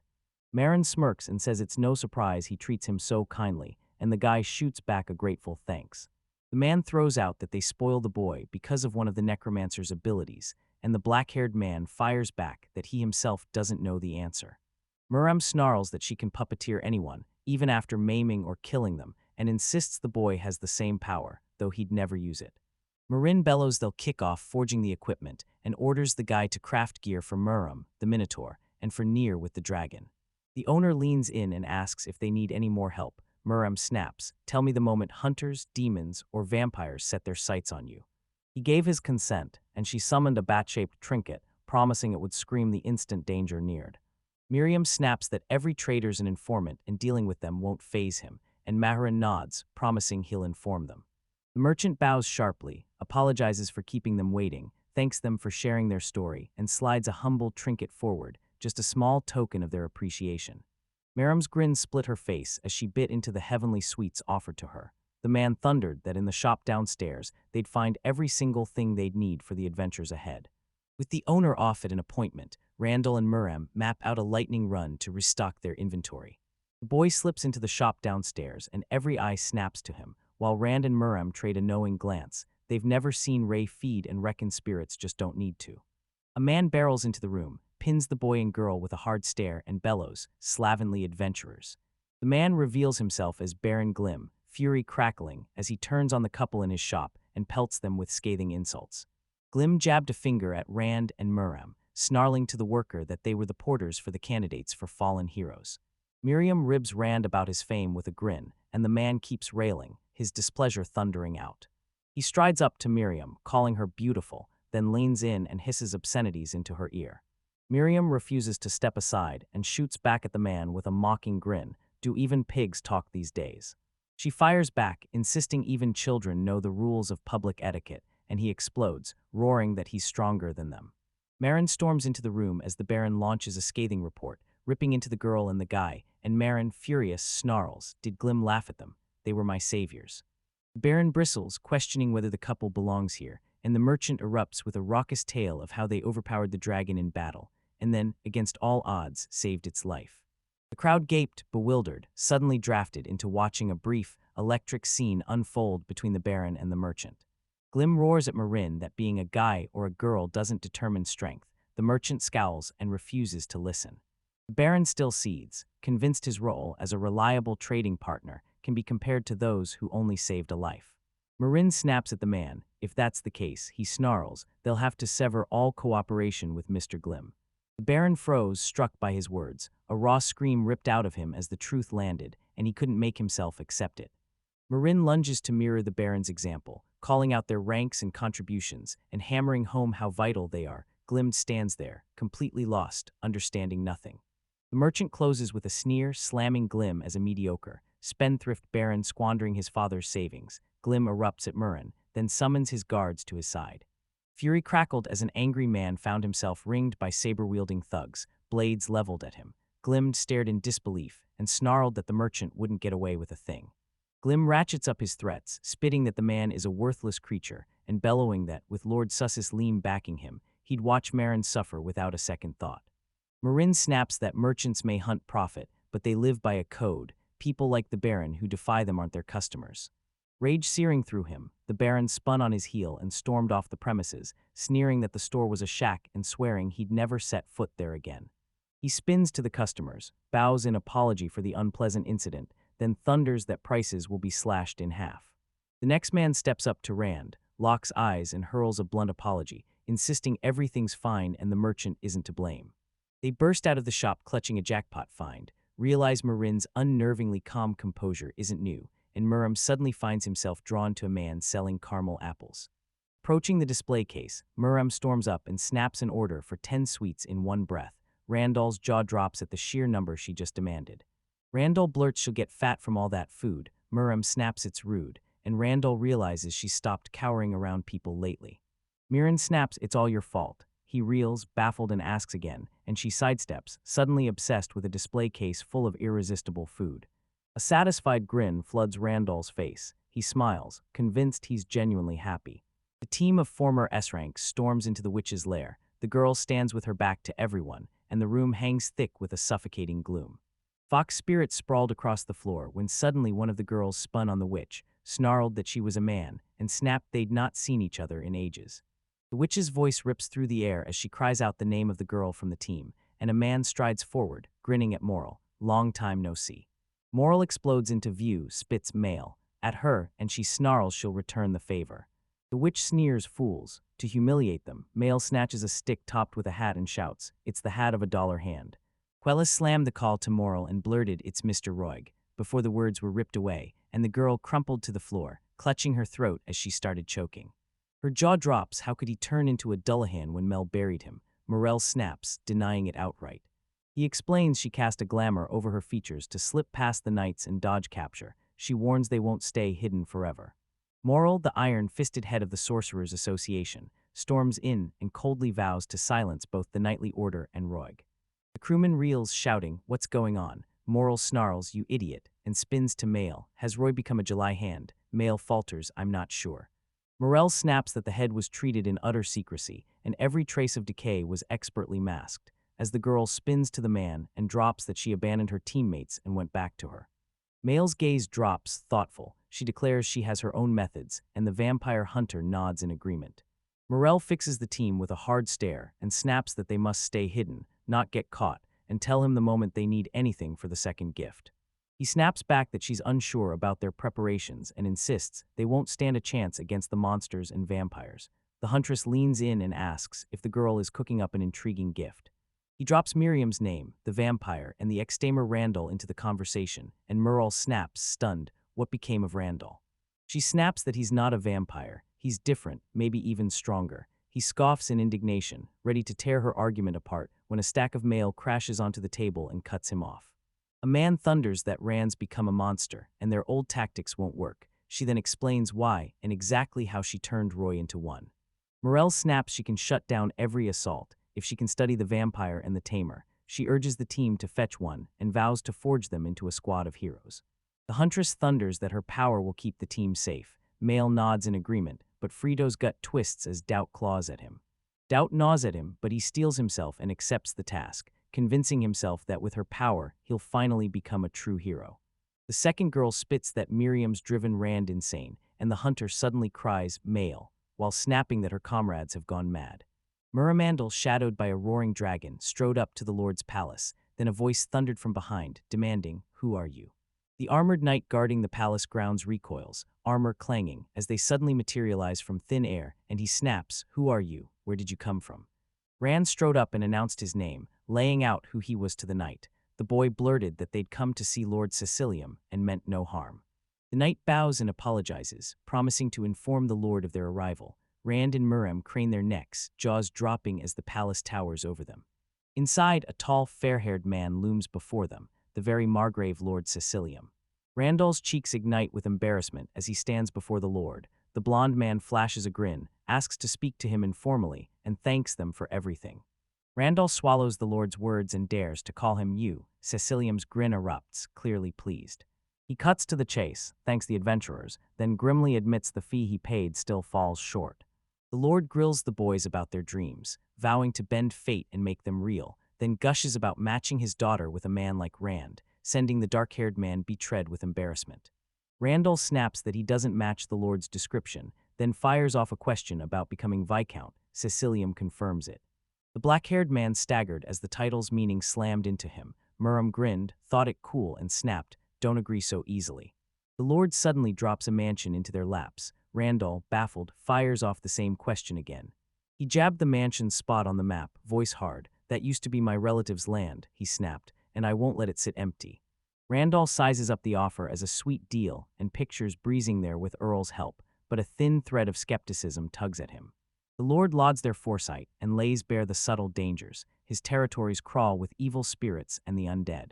Sicilian cuts through the confusion and snaps that when he says undead, he really means mostly low-ranking zombies and clattering skeletons. The Lord dangles a mansion before them. Tidy up the place and wipe out the undead. The girl locks eyes with Rand and demands to know if he agrees. Randall's eyes narrowed in thought as he declared, in theory, a necromancer should handle this without breaking a sweat. The boy's resistance shatters. He agrees to the proposal, and the Lord reveals enchanted objects hidden in the mansion that let them speak to one another. Miriam pieces it together. Those mansions and titles were forged to serve the Lord, and Sicilium nods, confessing he depends on them. The Lord's grin sharpened. Hungry to see Randall unleash his superpower, he snapped his fingers and beckoned someone into the room. A girl in armor with long blonde hair stormed into the room, Ayla, the second knight of the Sicilian family. Ayla drops into a graceful bow, beaming as she exclaims she's overjoyed to meet them, and the Lord beckons the vampire and the necromancer to train with his knights. The man presents wine and sweets as a reward. Miriam devours them with glee, the girl whoops in delight, and Randall grins in agreement. At the mere mention of sweets, Miriam blurts yes to everything, only to realize she's just offered up her treasured cookies, the ones she's utterly obsessed with. Miriam and Randall stand in the field among the Lord's knights, watching the drills, and it hits them. The knights run their own private training. The Lord's voice thundered as he proclaimed his picks, Miriam and Randall, stepping forward to present them to the assembled knights. Randall's eyes blaze as he mulls forging all the A-rank adventurers into one S-rank strike team, waving the Frito's crew as his proof it can work.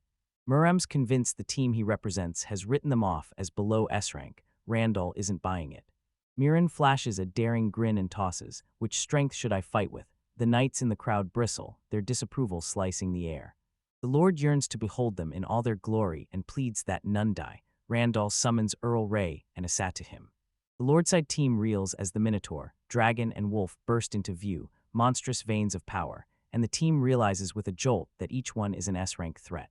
Miriam's eyes crackled with excitement as everything unfolded. The girl flashed a grin and threw out the idea of kicking things off with one-on-one duels. The vampire coolly suggests everyone fall into line. Their opponents gawk in stunned confusion, outrage sparking across their faces. Miriam plants her feet, refuses to yield, and snarls, "You really want to fight as a crowd of two." The Lord urges everyone to toss rank aside and offers a clean exit to anyone who wants to retreat. Miriam grabs Rand and fires him up, insisting he can handle everything like it's nothing. Call jolts Randall, it's Gloy, commander of the First Knightly Order, roaring a challenge that he wants to fight Rand. Miriam burst onto the scene and froze. A blonde-haired man waited, Fluid, commander of the Second Knightly Order.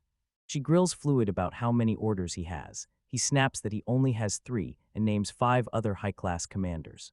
The fair-haired man locks eyes with the girl and warns, "Don't underestimate my strength, I'm not weak." Randall's pulse rockets. Does this conversation mean only the commanders dared to challenge them? The opponent steps forward and asks the guy if he's okay. The lawyer leans in and urges them to fight the case. Randall's jaw tightens and he agrees. The black-haired man now sees their mission: crush the Royal Knight's doubts with raw power and force Lord Sicilium to join their side. Anticipation crackles as the Lord lifts his hand and challenges the fighters. Are you ready? He bellowed the start of the battle, and every warrior and monster charged onto the battlefield to face his opponent. Randall reels as his opponent snaps to his side in an instant. Glaucic coolly apologizes in advance for any damage or injuries. The protagonist confronts the commander, wielding the sword Miriam gave him. People around him gape. They can't believe he dared defy the commander, the same Randall everyone calls an A-rank adventurer. Confusion churns in Randall. He can't fathom how the commander glides with impossible ease despite that colossal frame. He stares at his hands and fires off a mental checklist of the skills that bend every fight to his favor: super reaction, super instinct, and a string of auxiliary defensive techniques. He's convinced the superpower he unleashed on Roig is his trump card, insisting he was forced into using it. Randa's thoughts are cut short. He snaps back, roaring that his power must never be underestimated. Fear spikes. He thinks his defense won't hold because he doesn't know how to finish the fight. Without his auxiliary monsters, and unable to rely on basic techniques alone, he's exposed. Randall wrestles with the choice to unleash the dragon's breath, then concedes he can't tame it. His opponent, furious at Randall's hesitation, exploded and bellowed, "Don't provoke me." He snarls they'll be fighting until dawn if this keeps up, and that warning jolts the commander into action. Glois detonates his signature move, and the fighters crowded around erupt in ecstatic cheers even as Dread claws at them over Rand's life. The commander roars and unleashes the spell Dragon Flame Fang. Randall, unsure he can dodge the blow, snaps into the Night King technique. A black cloud of bats explodes around them, scrambling the opponent's senses, and the protagonist unleashes a roaring dragon's breath.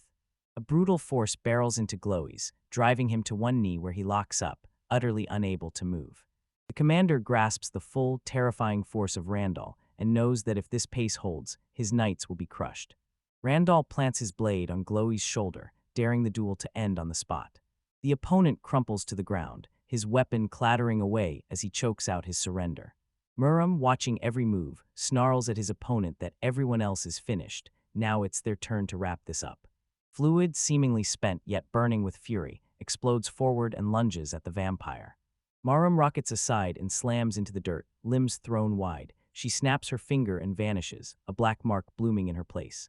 In a heartbeat, a hulking black rabbit brandishing a sword rips out of the thick, sticky stain on the ground, while the Fluid taunts that he's already fallen for a trick like this before. Sure he won't be fooled again, the boy lunges at the rabbit. It vanishes and slick, viscous tentacles erupt and clamp him down. Muram snarls that it's a shadow you can't possibly fight. Massive spiked tentacles hoist the guy high into the air as the girl declares, "Checkmate."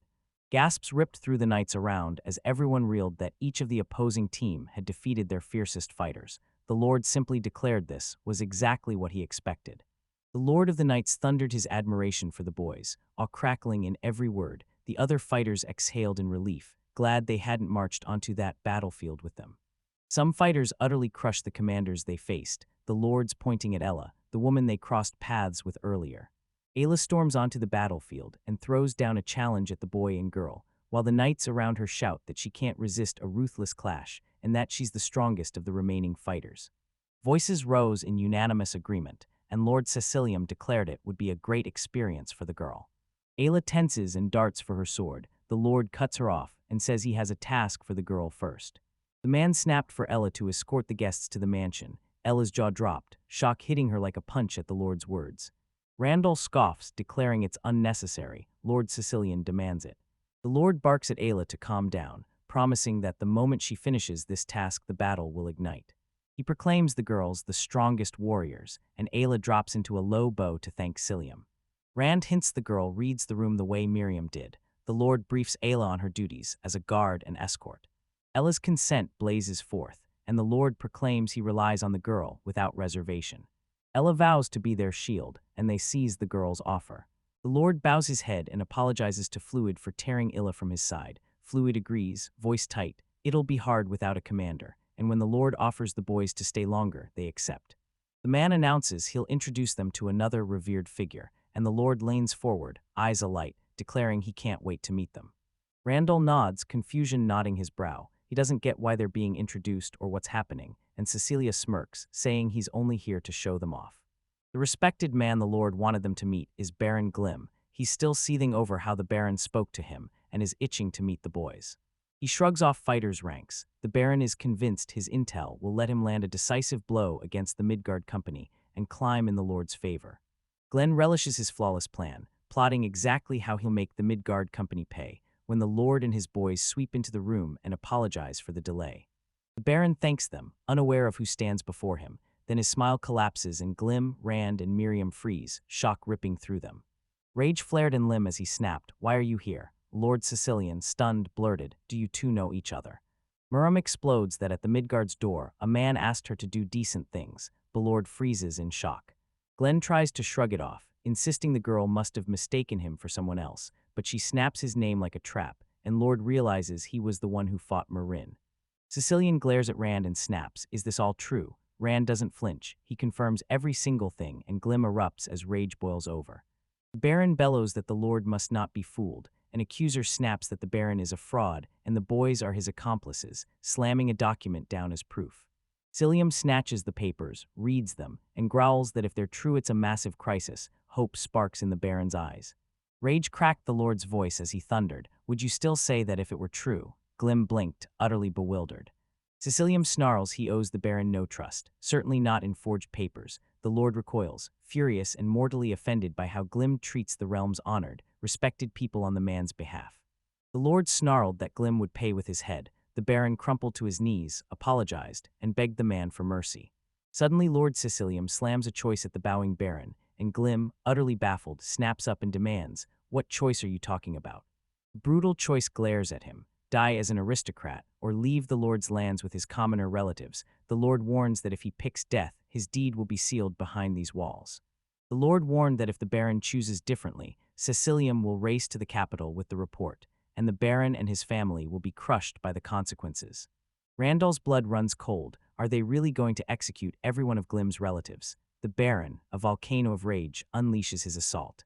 The Baron lunges at the boy and girl, screaming and hurling every accusation at them. Miriam offers Glim, who refuses to die as an aristocrat, a life as a pig. A moment later, a black cloud swallows Glim. He drops to all fours as his body half transforms into a pig, guttural grunts erupting from him.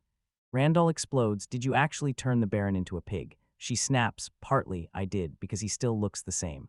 Miriam's voice trembles. "Are we going to be punished for this?"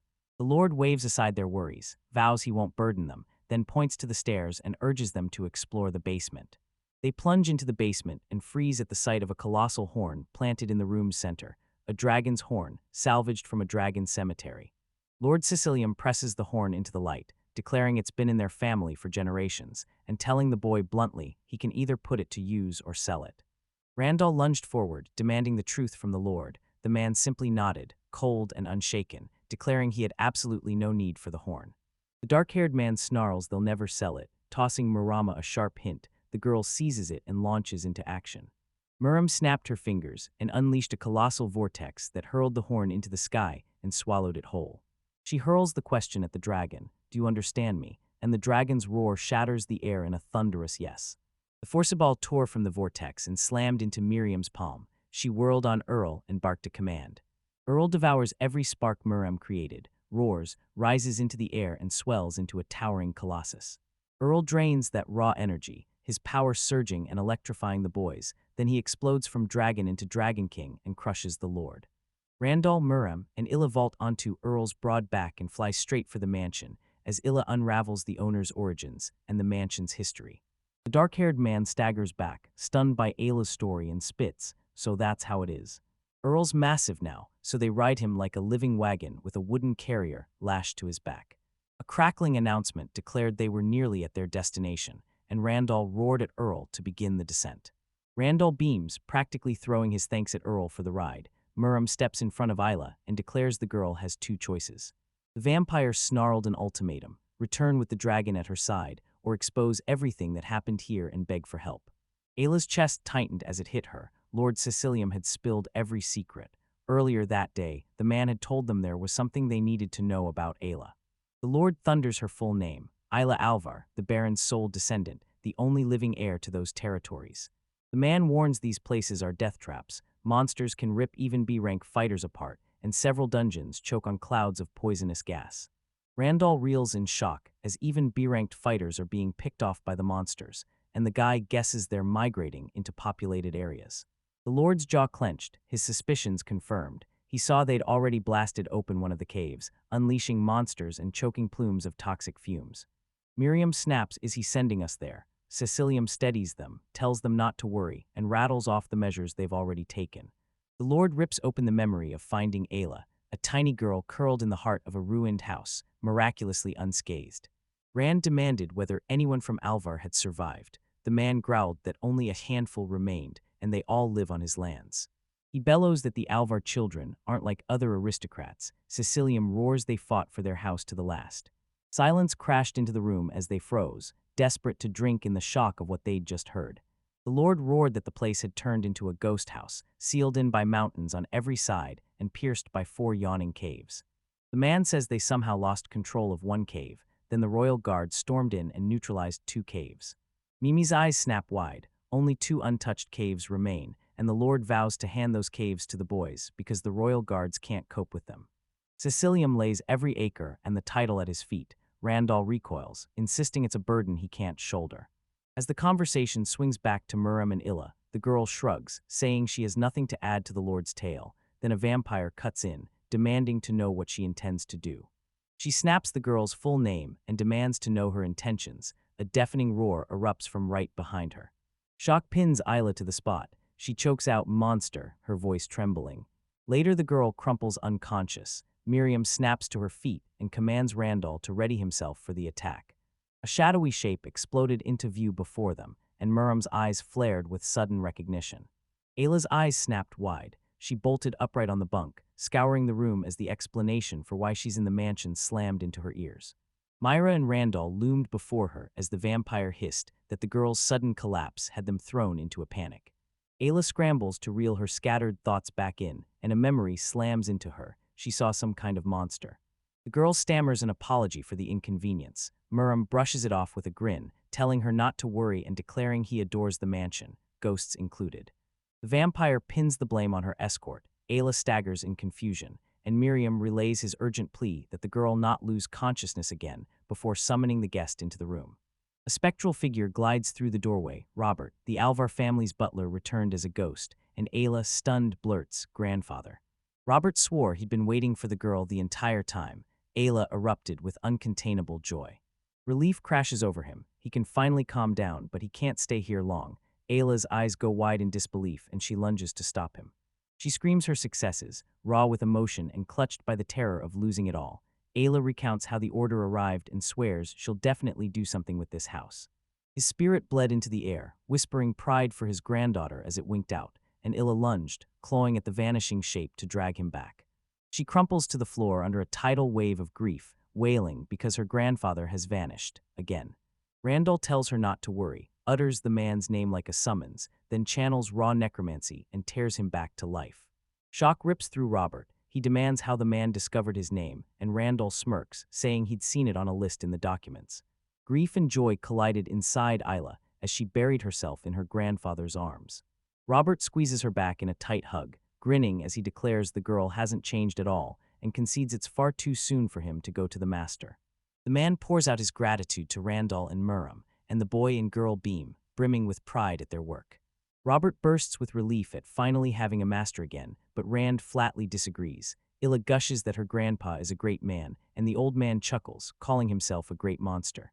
Der Cardman hunts for proof, desperate to know if the man had truly been that mighty in life, and Isla's explodes into praise, trumpeting her grandfather's crushing power and storied triumphs.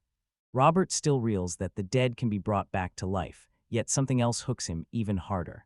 He slams the question, are Randall and Illa engaged, and the girl explodes with a bewildered shriek, fiercely denying it. Ayla throws up her hands, pleading that an engagement isn't for her, but the man won't back down. He demands she restore the Alvar family by bearing a child with the dark-haired one. Robert digs in, snarling that the guy's hopelessly attached to the girl and nothing but a simpleton. Ram roars back, denying it with every fiber and baffled anyone would call him simple. The boy waves it off, insisting he's not an aristocrat, but Miriam snaps that the Lord was about to bestow a title on him, and Ayla is in the background spiraling into full-blown panic. He channels the Necromancer's power, devouring a torrent of new skills while his condition mends and strength surges. Miriam flashes a grin, noting he's absorbed the servant's powers, and teases that if he ever hangs up his sword, work will be begging for him. Whenever Illa's dazzled by Randall, she instantly dubs him cool. The guys snap that the task's finished and they can jump back into the fray, but the blonde flicks them off with a sharp wave and flat-out refuses. Illa admits a burning self-hatred for failing to confront the monster sooner, and that guilt drove her straight into the order. Miriam snaps Ayla's monologue shut and shoots the question at her, do you want to come with us? The vampire promises joining them will let her pit herself against a far stronger foe. Ayla snaps back that she wants to restore the land and the home. Miriam's pulse hammers as she realizes she wants to seize the land's airship through the knightly rights she commands. She declares it's absolutely possible. Miriam grins and declares she'll only succeed if she turns up with a man destined to be an aristocrat, coyly hinting as she jabs a finger at Rand. An argument explodes between the boy and the girl. Randall snarls he has the right to refuse, and Mirren snaps that Sicilium has already offered him the title. Ayla chokes out an apology, begging for time to think. Miriam nods and says they'll stand right here while she decides. She spins to the guy, and Miriam pleads with him to let her stay. Robert piped up, let's grab a bite during the break, and Randall's gut clenched. He thought to himself, I'm in trouble. Everyone gathered at the table as steak and mashed potatoes were set down for dinner, and the black-haired one grinned. This tastes way better than he'd expected. Muram lifts her knife and fork and eats with immaculate etiquette, every bite precise, and Rand gapes, stunned, blurting, "You really know how to eat." Randall's shout slammed into Isla. She felt the air tilt and wondered if the dress had altered the atmosphere around her. She asks if everything is okay. Randall flicks his hand dismissively, turns away and snaps, "Everything is okay." He stumbles into the bedroom, determined to focus on eating as exhaustion claws at him, and the thought of a break feels irresistible. He finds Ella in his bed, clutching the blanket over herself with cheeks blazing. He asks, "What are you doing?" She remembers saying she'd think about it for a bit, and Randall, who's replayed every word, won't buy any of her actions. She peels the blanket away and declares, "I want to hug you." Crimson floods his face and he turns away. Ayla winces. She knows this shouldn't have been done. Muram suddenly swoops down on his wings, and the girl admits she'd been wondering where this would all lead before spinning to Ayla and snapping that she shouldn't have gone to him. Miriam and Randall vow they'll grant her wish. While she remains an aristocrat, they'll tend to and fiercely defend these places, and Ayla thanks them. Robert beamed, thrilled their choice would protect the lands. Then his grin fell as he revealed that in the Bloodline War, only Ayla had survived. He vows to breathe life back into these ruined lands, and the boy snaps that even if they revive, the undead will still lurk here. Robert unveils his strategy: bolster their ranks, and the ghosts who never sleep will transform into relentless guards. Randall boasts about his abilities, insisting that if he unleashes his existence evolution on zombies, he can strip them of their undead traits and turn them into ordinary corpses. The dark-haired man drops another bombshell. Only by delving into those 2 dungeons can people hope to live in peace. He grins, tosses out, "No problem," but the monster's power could obliterate any ordinary person. They lay bare the dungeon's lethal dangers and the area's original purpose, and Miriam warns the undead still stalk its halls. Randall grins and declares strolling the grounds is nothing for a necromancer, and if anyone objects, they'll simply raise an undead city beside the mansion. He claims the Dark Mantle as a shadow necromancer, then hones his powers and sharpens every skill into a lethal edge. They huddle over the maps and discover the village sits right beside the mansion, with paths radiating out to each of the 4 dungeons. He rattles off the few pockets on the territory still intact, then grimly concludes, the ghost must have carted off all the goods. Miriam lays out her reasons, warning these lands teetered on the brink of a magical catastrophe. They were convinced every inhabitant would defend these lands with their last breath. A man said Illa had good parents, and she smiled in thanks. Miriam vows that if a man with money shows up in the future, infrastructure will no longer be a problem. Rand nods, snapping that business will be booming right now. Morel locks her gaze on the figure and snarls, "Holy powers won't touch intelligent undead." The blonde girl storms into the room, claiming she can sometimes take down the undead, then goes silent when Morel's furious glare pins her. Morel springs up and lashes out at the girl. The hunter snarls that's their mistake. Those undead are nothing but a clot of energy. The rest of the team poured into the room, and Frito suddenly snapped that it doesn't matter if the opponent has tactics. The only thing that counts is striking him with more force. Morel nods at his words but coldly dismisses him as useless. Mail backs Frito and snaps that the undead, touted as immortal, actually hit a hard limit. The huntress beams, praises the girl's quick thinking, and reaches out to clasp her hand. Then a man snatches it away and roars that she mustn't touch her so familiarly. He snatches the wooden magical instrument and snarls at the huntress, "Can you really be that useful?" Merle leans in and fires back, "Do you believe me?" The girl scoffs that she doesn't believe her but grudgingly trusts her skill, and the huntress leads her to the workshop where the instrument is made. She recoils as contamination fouls the manufacturing floor, then her gaze snaps to a folded scrap of paper and shock slams into her. A grin ripped across the huntress's face. She'd finally spotted the paper, and everyone around erupted into bewildered shouts, demanding to know what it meant. He dives into a brisk rundown of the tool's operation, and she drops the bomb. The magic sealed inside that cylinder tears an object's properties apart and converts them into pure energy. He proclaims inner energy either erupts outward or shifts into other forms. Morel concedes he's a match for the mightiest in strength. Quell snaps to the fact she can turn the enemy's own power against him. Moral reels at her insight, and Frito can't fathom how she'd pull it off. He fires off, "Can we siphon energy from that and actually use it?" And Muriel smirks, taunting, "So you've suddenly gotten smarter." The huntress snarls that energy shrinks the more you use it, so you have to inflate it to keep it from dwindling. Then she warns there's a catch. Moral tore through the problem and reached a verdict. The man realized only living beings could supply that fierce energy, and the huntress confirmed it. She'd poured every last bit of her best into it. Prido reels, jaw dropping. He can't even begin to guess how many elves were sealed inside that instrument. The team has already gathered outside. Frido stares, nerves buzzing as he tries to guess their next move, and Mael insists they hunt down gifts to lift everyone's spirits. They lock onto Roig's trail in the dragon graveyard. The guild and Rand seize command, and the men push to strike the moment the enemy falters. Frido's eyes light up. Perfect. We leave tomorrow. Tonight we hole up in the nearest hotel. The boys fire off the question, why did the mail stop? She says nothing happened, but inside her skull a headless silhouette blooms and a single savage word throbs, kill. Rand and Muram raced back to the palace to find the Lord. He hadn't expected Robert's return, and he declared he'd bestow the lands on Robert and Ale for now. Sishin grins and says he'll set up Rand's viscount first. Only then will he bestow the title of count, while Rand flushes and shyly begs for everything to be kept in moderation. The Lord's voice snaps. If that's the case, I'm counting on them again. Then he summons Ella, tells her she's got much left to do, and dismisses her. Sicilium gives her full free rein, urging her to step off the mission roster, join Rand, and sprint back the moment trouble erupts. Ayla bows low, her thanks ringing to the Lord, and the man nods, certain her courage will become the boy's backbone. Lord Sicilian releases her with a cold, decisive motion. The girl whispers a trembling goodbye and slips out of the room. The man pivots toward the boys, locks eyes with them, and announces he has a request. The Lord leaned in, eyes blazing with eager interest at the boys' trip to the dragon graveyard. Muram asks, voice sharp, why the poisonous gases are moving so strangely. The blonde man nods, confirming her guess. Rand snaps, when did you find out? And she fires back that she spotted it and dug into it. The Lord demands they tackle the deadly threat, and Rand fires back that since they vanquished the zombie dragon, the gases should be frozen in place. Muram snaps the fumes are spreading like wildfire. Randall's suspicion spikes. Could someone be puppeteering the gases? The girl shoots back that maybe someone's been inhaling them.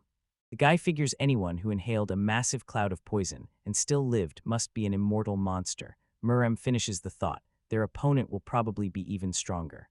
Rand snaps to the truth. This is why the Lord is asking for them. Sicilium confesses he's starved for strong fighters, and the boy finally sees why the man let Ayla go. The black-haired man steps forward and asks leave to take Ayla with him. The Lord's face lights with delight, and the boy announces he wants her to go as a representative of the Order. He asks if he can juggle fighting and looking after this child at the same time. Randall says he's already thought about that. The boy vows to strike a deal with Ayla. The vampire spits, are you really going to kill her? And Rand cuts her off instantly, snarling that deals can be made with the living too. Muram smirks and jokes he'll tame her. Rand's brow knots, why can't she grasp speech? And the Lord orders them to head to the Adventurers Guild first. The man warns Gillen might be holding vital information. He asked for nothing, but he probably knows something. Soaring on Earl's back, Muram, Isla and Rand ride the wind as Isla asks if she'll be in the way, and Randall's voice falters as he begins to confess he isn't sure he can protect her. He ratchets up his pitch, offering her the same deal he struck with Robert. Illa's face hardens as she decides that if she accepts, she'll have to kill herself. Randall, horrified, lunges to stop her, roaring he doesn't need to die for her, then snaps that he'll give his life to save hers, because he used to be a tamer. Ayla taunts, you gonna tame me? He grins, no, I'm channeling necromancy to empower you, and they dive into the ritual. The agreement was clinched, skills ignited within, and the conditions surged into better shape. Memories crash through Ayla's mind. It hits her. She'd been stumbling blind this whole time, doing everything just to make her proud. It hit her at last. The battlefield demanded one rule, don't die. Survive by any means and protect your family. Ayla slams her eyes shut, pictures her father in her mind, and swears to reclaim their lands. Randall announces he's learned a new defensive technique that sharpens your guard. Ayla bolts upright, terrified her skill transferred to him. He calms her, insisting the ability still belongs to her. Miriam snaps that Rand's stacked with other skills, and insists the girl will get used to it sooner or later. Ayla seethed that every skill she'd honed her whole life had been siphoned off to a guy, but Miriam sliced through her fury instantly, flipping the script and urging her to see the bright side. Ale surges with newfound strength as the girl finally senses the power she's received and is urged to wield it wisely. They edged toward the house, gripped by a dizzying certainty that years had slipped away. Randall suddenly fires off, do we need to register Illa as an adventurer? And Illa smirks, already registered, I'm B rank. Rand snaps, the register is a team, it's necessary so they can travel together. Nina's song floods the corridor, flinging Jillen's door open and ushering them inside as she flashes a grin and says she's heard plenty about the guys. Gillen fires off a quick apology for the sudden call, snatching at the shift in Randall's face and saying it's because Illa just arrived as support. He insists the guy who used to be protected has become the protector, saying the black-haired man's strength is so immense it's reshaped who he is. Randall nods, leaning in. What made you call that guy? Gillen cuts to the chase, voice sharp. Does he know Morel? He growled that Morel heads the Sorcerers Association. Bluntly, she's an immortal killer who slaughtered countless vampires back when the guild sanctioned the hunts. Gillen drops another bombshell. To them, and Muram above all, Moral is a natural enemy. Illa can't fathom why the huntress singles out Maram. Maram unfurls her wings, and Illa sees the truth. She's a vampire. Ayla beams at the girl's image and bursts out. It's breathtaking. Gillen throws back his head laughing, declaring they only just told Ayla about this, and Mirren flushes crimson, mortified, demanding, why bring up Moral? The man admits the guild had been tailing Frito and the others, but Moral's Sorcerers Association slammed down so much pressure they were forced to scrap the investigation. Gillen revealed that Maylie hailed from the Sorcerer Association and even had personal ties to Moral, and the man warned their power dwarfs anything the boy can imagine. He proclaims that magic can bend countless things to your will. Even the things people need to live are, in reality, magical tools. Miriam snaps her approval. Uniting the adventurers is exactly the move, but she fires a warning. This new organization isn't the same as the guild that handles client contacts. Gillen nods, but his voice cuts sharp. The rot runs far deeper. He admits even the Royal Knightly Order has paused, choosing inaction for now. The man is convinced Frito is in league with Moral and they've struck a truce, and Gilland, who has no idea what Moral is capable of, urges the boys to keep their guard around her. Randall demanded whether the hunter specialized in immortals and wielded sacred attributes, and Gillen snapped that she barely uses magic, only the tiniest spells, and it's raw strength that does the work.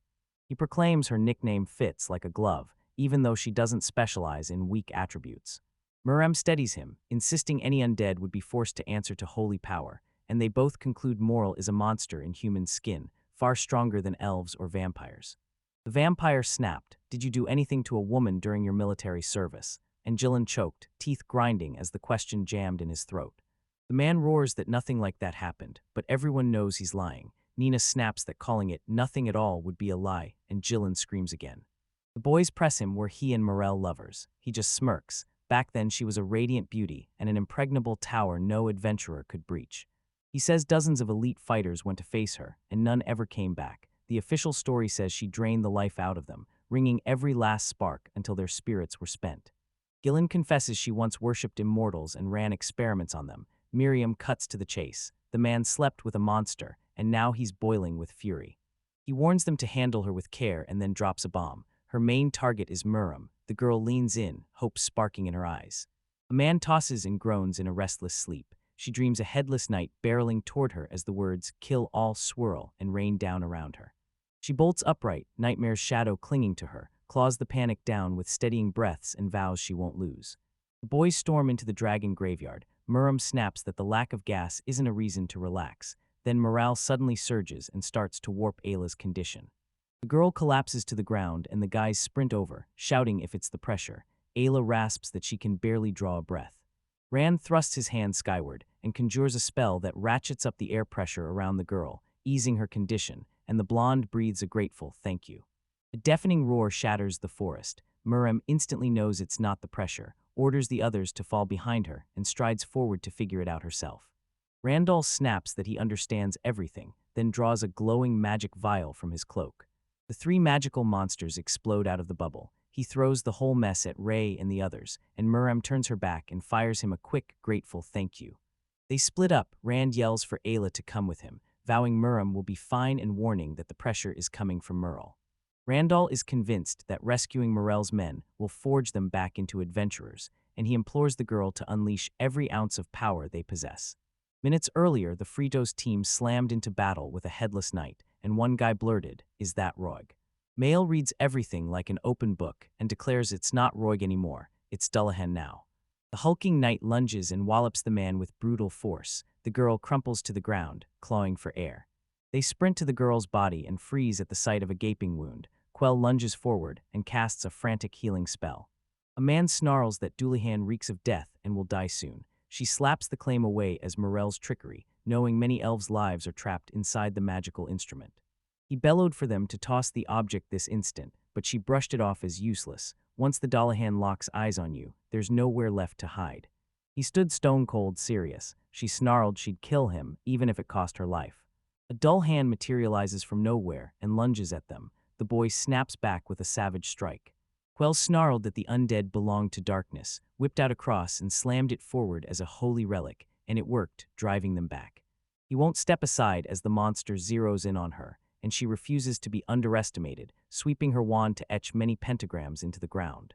A Dullahan erupts from behind. The girl whirls to him and unleashes ancient holy fire, flames instantly engulfing everything around the Dullahan. The colossal monster ignites and then vanishes in a heartbeat, leaving everyone frozen in stunned confusion. Then it lunges from behind. He refuses to yield, ripping towering stone walls out of the earth, and she screams at him not to underestimate her. If fire fails, she'll bury him alive inside those walls. He forces out a last, ragged goodbye as she drives the monster into the stone walls and locks it away. Doubt claws at the guys, then a poisonous cloud suddenly erupts from beneath the massive boulders. A deafening explosion rips the air as a flying shard slams into the male, and the guy howls for Quail to unleash a sacred technique. Everyone barrels toward Male as she fumbles to activate the tool Meryl gave her. Then it implodes with a thunderous crash and vanishes from her hands. The boy lunges at the knight, shouting for the girl to unleash the sacred technique now. He froze, limbs refusing to obey. She collapsed, trembling with terror. Quell's eyes snapped open as the truth slammed down. He'd been the target all along. He refuses to give up like this. Rand's face blazes in his mind, and he pictures exactly what Rand would do in his shoes. Friedo's memory snaps back to childhood with Rand. They were friends and rivals at once, and the black-haired kid left every opponent sprawled after every fight. After the fight, little Rand pressed Friedo about his condition. The blonde sneered that Friedo was weak and no match for him, but the black-haired fighter snapped that wasn't true. Frino begs Rand to train him until he can match his strength, and the black-haired warrior beams, eager to say yes. Mid-training, Friedo collapses to the ground, panting. "Are we done?" Rand scoffs. "We're only a third of the way through." The dark-haired man urges the boy to rest and strides off to train. Friedo bellows his name, convinced the man was trying to stop him. He lets him slip away and surrenders. Regret rips through him. Had he not given up and actually chased the boy, everything could have changed. A few years later, Friedo still chased Rand, hungry to close the gap in strength, while Rand trained on at his own steady, unhurried pace. Word slammed into the fair-haired boy. Rand had vanished into the forest and was locked in brutal combat with a monster, and Friedo seized. He refused to accept that Rand was about to go out and fight right now. The news set him ablaze. He trained relentlessly, and when he finally felt ready, he plunged into the forest to fight. After trudging for ages until his legs screamed, he realized every step was a fight. Then a hare darted onto the path. Friedo's sure he won't get into trouble here. Then Rand's voice rips through the trees. Rand toys with Ray, bragging he's a tamer and forcing Ray to promise never to tell, while Friedo gapes, totally clueless. The blonde man, baffled that the boy is a tamer, erupted into a roar, demanding why he'd pick being a tamer of all things. After chasing Rand for ages only to find him just playing with a dog, the boy slumps in sorrow as the black-haired man breaks into amused laughter. After everything, Friedo threw himself into ruthless training, determined to leave Rand in the dust, and he blasted past him. Friedo clung to the desperate hope that by never letting him win they'd snap back to those old days. One day the blonde man urged Rand to leave the city with him and forge his own team. The boy agreed, never once meeting his gaze, and Friedo felt his chest tighten with a sharp, sinking sorrow. All Friedo wanted was recognition from him. Just as he returned to the battle against the Dullahan, the monster at his back yanked him out of his thoughts. A frantic voice screams a warning about the danger. The monster lunges from behind, and he whips around to deliver a crushing counterstrike. He countered the attack and shoved the monster away. Friedo can't understand how this could have happened. Darkness swallows the blonde man's sight. The monster stirs and moves again. He realizes with cold certainty this will obliterate them, and Friedo stands frozen, clueless which move to make. The fair-haired man remembers pulling off that audacious adventure. He closed in on Rand, and in that heartbeat felt he'd found the very meaning of his existence. He admits he's untouchable and credits that man for forging him into who he is, then erupts into attack while Quell reels, unable to comprehend what's happening to him. In an instant, a nightmare erupts. Friedo severs his entire arm clean off. A scream of agony tears the silence. Friedo's instincts snap to heal him, but he has to surge forward and close the gap first. He knows victory is impossible, so he claws for time to recover and refuses to die until morale returns. Freedom clings to the hope that morale won't abandon them. Morale knows he must unleash far greater power to save them both. A blond man shatters Roy's peace with a sudden call. Fredo severs one of Roy's legs. A bolt of disbelief slams into him. They've finally come this far. The monster rakes across Fredo's legs, leaving a jagged, bleeding cut. The massive Dullahan locks eyes and snarls. It's you. While the man barely clinging to life can't die, it's not his time. Hope sparks in him. He thinks they can buy time after all, and Fredo rockets in with another brutal strike. The Dullahan's counterattack backfires. He barrels straight into a boulder, smashing it with bone-jarring force. Fredo collapses, drained to the bone, his sword clattered yards away, and a white-hot need to get it back seizes him. Dullahan closed in on him. Fredo's voice cracked as he apologized to the Quellan male for dragging them into this, but the monster's sword was already aimed at his stomach. Dullahan winds up and hurls his final strike. Quell's scream rips through the air, raw with terror. The strike never lands, only a dull thud shudders through the air, and he snaps his eyes open. It was Randall. He barreled in at the last second and faced down the monster. A flashback rips through him, and as past and present snap together, he sees that, then or now, he never expected anyone in that forest would come to save him. Fredo gapes, baffled by the black-haired guy's presence, as the man sneers that Rand is too pathetic, shoves him out, and Rand stands there clueless. Fredo throws off any worry for himself, all fear aimed at Quell and Melee, and he begs Rand to go and save them. The dark-haired man whirls to Fredo, declaring he's grown stronger, then sprints off, shouting, "Leave it to me." Fredo figured he'd wanted Randall to take it, and fierce gratitude surged through him for the guy. Ayler barreled up to the dark-haired man and demanded, "Who was that?" Rand cut him off, dismissing it as irrelevant and insisting they deal with the monster first. Ayla's jaw drops when she spots Loic standing there. Rand decides the monster must feel its death and charges into the fray. Rand rockets into the sky on beating wings and unleashes the Night King's spell. Loic gasps, "Are you going to kill me?" And the boy snarls, "Yes." The black-haired man sees Fredo's life hanging by a thread and, refusing to let him die, surges forward to finish Lloyd. Randall and Loic erupt into a brutal clash, neither willing to give an inch. Loic's headless socket erupts in a blinding glow, and the man staggers as realization slams in. His opponent has activated the blessing. Loic unleashes a blinding beam of light at the boy. Randall is swallowed whole by the radiation. He refuses to quit, drives his sword into the roaring surge to shove it back. He falters, and the blade snaps in a single, savage crack. He unleashes the Night King's spell again, but it barely shifts the battlefield. He knows fighting back without a sword will be a brutal uphill fight. Suddenly, Fredo bellows for Randall to come to him. The black-haired man spots the guy's sword, a blade forged only in the dungeon, and the blonde tells him not to write the guy off. Fredo crashes to the ground. Rand's scream rips the air as he draws his sword and lunges at Loic. He roars that the real battle begins now, then grits out that the sword is crushingly heavy. With each savage swing of Randall's sword, Loic unravels until he's almost gone, and the boy screams he'll finish him off right now. The final blow landed, and the dark-haired Loic shattered into nothing. Only a faint trace lingered in the air. Randall roared, unleashing one last devastating swing of his sword. The battlefield fell silent. The battle must be over. Loic's last scattered fragments scream they'll end him, but the guy doesn't let him finish and obliterates him from the face of the earth. Rand channels the Necromancer's power. Loic is annihilated, the status skyrockets, and the guy gains the ability to absorb Loic. He plunges into the ring of men, their eyes hungry to assess his condition. Randall strides straight toward Fredo. The guy fires a frantic question, "What are you going to do?" and pleads for him to stay conscious, while Rand snarls he could strip him of his powers. Fredo confesses he can't fathom where he slipped up. He idolized him, and chasing that goal turned him blind to everything around him. The confession hit like a freight train and Fredo cracked. Tears streamed down his face as he locked eyes with the guy. They cling to the thought that, had things been different, they'd be each other's rock. Fredo finally closes his eyes. Rand unleashes his necromancer powers, absorbs a blonde man's abilities, and suddenly wields a sword with lethal precision. He storms off, leaving the boy behind, insisting Fredo had fought with undeniable bravery, a bravery that stripped him of every last ounce of strength. At the palace, Miriam and Randall find Ayla and press her to spill every detail of the dream. Rand spat the news. Laura Cecilium and Glam are coming today, and he figures their whole visit will center on Meryl, the one who escaped. Later, a huntress tore onto the battlefield. Miriam demanded why she'd run off and what she wanted, and Moral snapped she'd forgotten something. She snaps her finger and levitates the male body of Frito Quellen into the air, and Quellen stares up, utterly clueless about what's happening. He fires off, "What are you doing?" and Morala shuts her down instantly, clamping a hand over her mouth as the girl begins to choke. She yells the Dullahans nowhere to be seen, and they nearly miss the real twist. Merle tears a portal open in the sky and readies herself to plunge through it with 3 bodies in tow.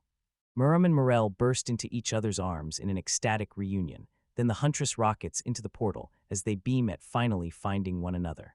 Rand snaps, "Morale can wait. First we settle things between the two of us." The whole team, Gillen and Cecilium included, jammed into the room as the Lord's anger crackled. He told Rand not to blame himself, and everyone froze, words choking in their throats because they had no answer for the Sorcerer Association. Gillen snaps he'll handle the deposit himself and has already summoned the Royal Knights about Lloyd. They all agree it's far cheaper this way. Cecilium whirls to Ayla, eyes blazing, and cries, "I survived, I'm so damn glad to be alive." She thanks him, then admits she's nursing minor leg injuries that make her work a bit harder. The Lord proclaims they'll be his private army, crowing that her survival of the brutal battle is a bonus, and Illa, burning to be a role model, agrees without hesitation. Miriam squeezed her hand, eyes blazing, and said, "Don't worry, keep honing your abilities and you'll only get stronger." Rand declares that, as her power swells, she'll bend more undead to her will, reforging them into stronger, relentless allies to protect Isla. Miriam dubs Ayla the Knight Commander as the lands rip apart, undead clutch one half, knights hold the other. Randall rockets across the sky on Earl, then slams to a stop midair and unleashes Necromancy. Spells exploded all at once. Necromancy surged, summoning howling ghosts, reanimated robots, and Dracula himself. He leaped off the dragon and bolted straight to Robert's men. The boy leans in as the man lays out exactly what he'll do once the necromancers are finished, and Robert snarls that if they strike the undead, Danshan will fall to them. The boys resolve to entrust this matter to Isle. Robert asks if she'll stand with him and help forge his army. She recoils at the thought of humans facing the undead, yet she yields. They'll muster an army not from the masses, but from proven, battle-scarred warriors. Miriam whipped around to Al and vowed they'd stand by her until the end. The blonde beamed at that. Left alone with Robert, Isle's mind ignites into a razor-sharp plan. He warns their forces match the enemy's. This battle isn't a test of raw strength. Robert drops a bombshell. The clan's lone survivor is Commander-in-Chief Il Albert, and he's a ghost type. Ayla cuts Robert off mid-sentence, ordering him not to overthink, then thanks him. The man answers with a warm grin that he was glad to help. He drops into a low bow and promises she can always count on him. Ayla's chest flares with resolve. She'll move heaven and earth to never let those two down. Deep inside an unknown dungeon, Ray rips through wicked spirits and howling winds, siphoning their power until his stats soar and Rand erupts in praise. When the boys return to the palace, they find an army commanded by Robert and Isle waiting, and the girl shouts she couldn't have succeeded without them, before proudly declaring the troops bristle with weapons. Miriam swears to her she'll raise a city where people can live, peace blankets the streets, and no soldiers are ever seen. Rand admits he aches to see the dungeon. He bellowed to Isle, "Leave it to me," and she froze, disbelief burning across her face. She beamed her agreement. Isle shot him a grateful smile and thanked him, and they tore off together to begin their journey. Ray seized the abyss as his prize for storming the dungeon. Robert barked they must forge a battle plan, and I'll add the squad boasts the finest warriors. Her voice trembled as she warned them the difficulty was a class, but Rand flashed a confident grin and declared they had the experience and raw strength to take it on. They huddle and forge a razor-sharp plan, picturing every possible route and tearing into each option until one stands. Robert declares their close-knit bond will let them capture the dungeon. Miriam agrees, but insists they scout it first and gather every scrap of intel. Rad warns the opponent fields golems that will be a nightmare in battle. Muram vows he'll dig up the details so they can neutralize the problem. Robert slams a list at the guy, names of former adventurers now fighting for the enemy. I lay her plan out for him and vow to cover for him if it comes to that. He calls for a breather before the full-on prep. The guys agree and huddle up to sip tea and nibble cookies. Randall rests when Robert rushes in, voice tight with apology, and names someone who can help, Marin of Midgard. Miriam and Randall assemble in the room as Marin slips in, breathless with an apology for the late visit and declaring he's here to talk equipment. Naram locks eyes with him, her stare ablaze, and she snaps, "I don't like it." Marin leans in and spins the tale of his worker, a half-elf, half-dwarf, who died. The man proclaims the dead employee was golden. Their company stands unrivaled in the trade. He declares she was the best worker, always staying late hammering out weapons, and the man protests he simply didn't have time that night. Marin grabs Randall and begs him to bring the worker back to life. Randall nods and agrees to try. The man ushers them to a cart swathed in a blanket, tears the cloth aside, and Randall begins to resurrect the girl. He drags the girl back to life, the familiar's power explodes, and the guy seizes her ability. Sarah snaps awake and shoots upright in the carriage. Marin's relief explodes when he sees her alive again, and they frantically call each other.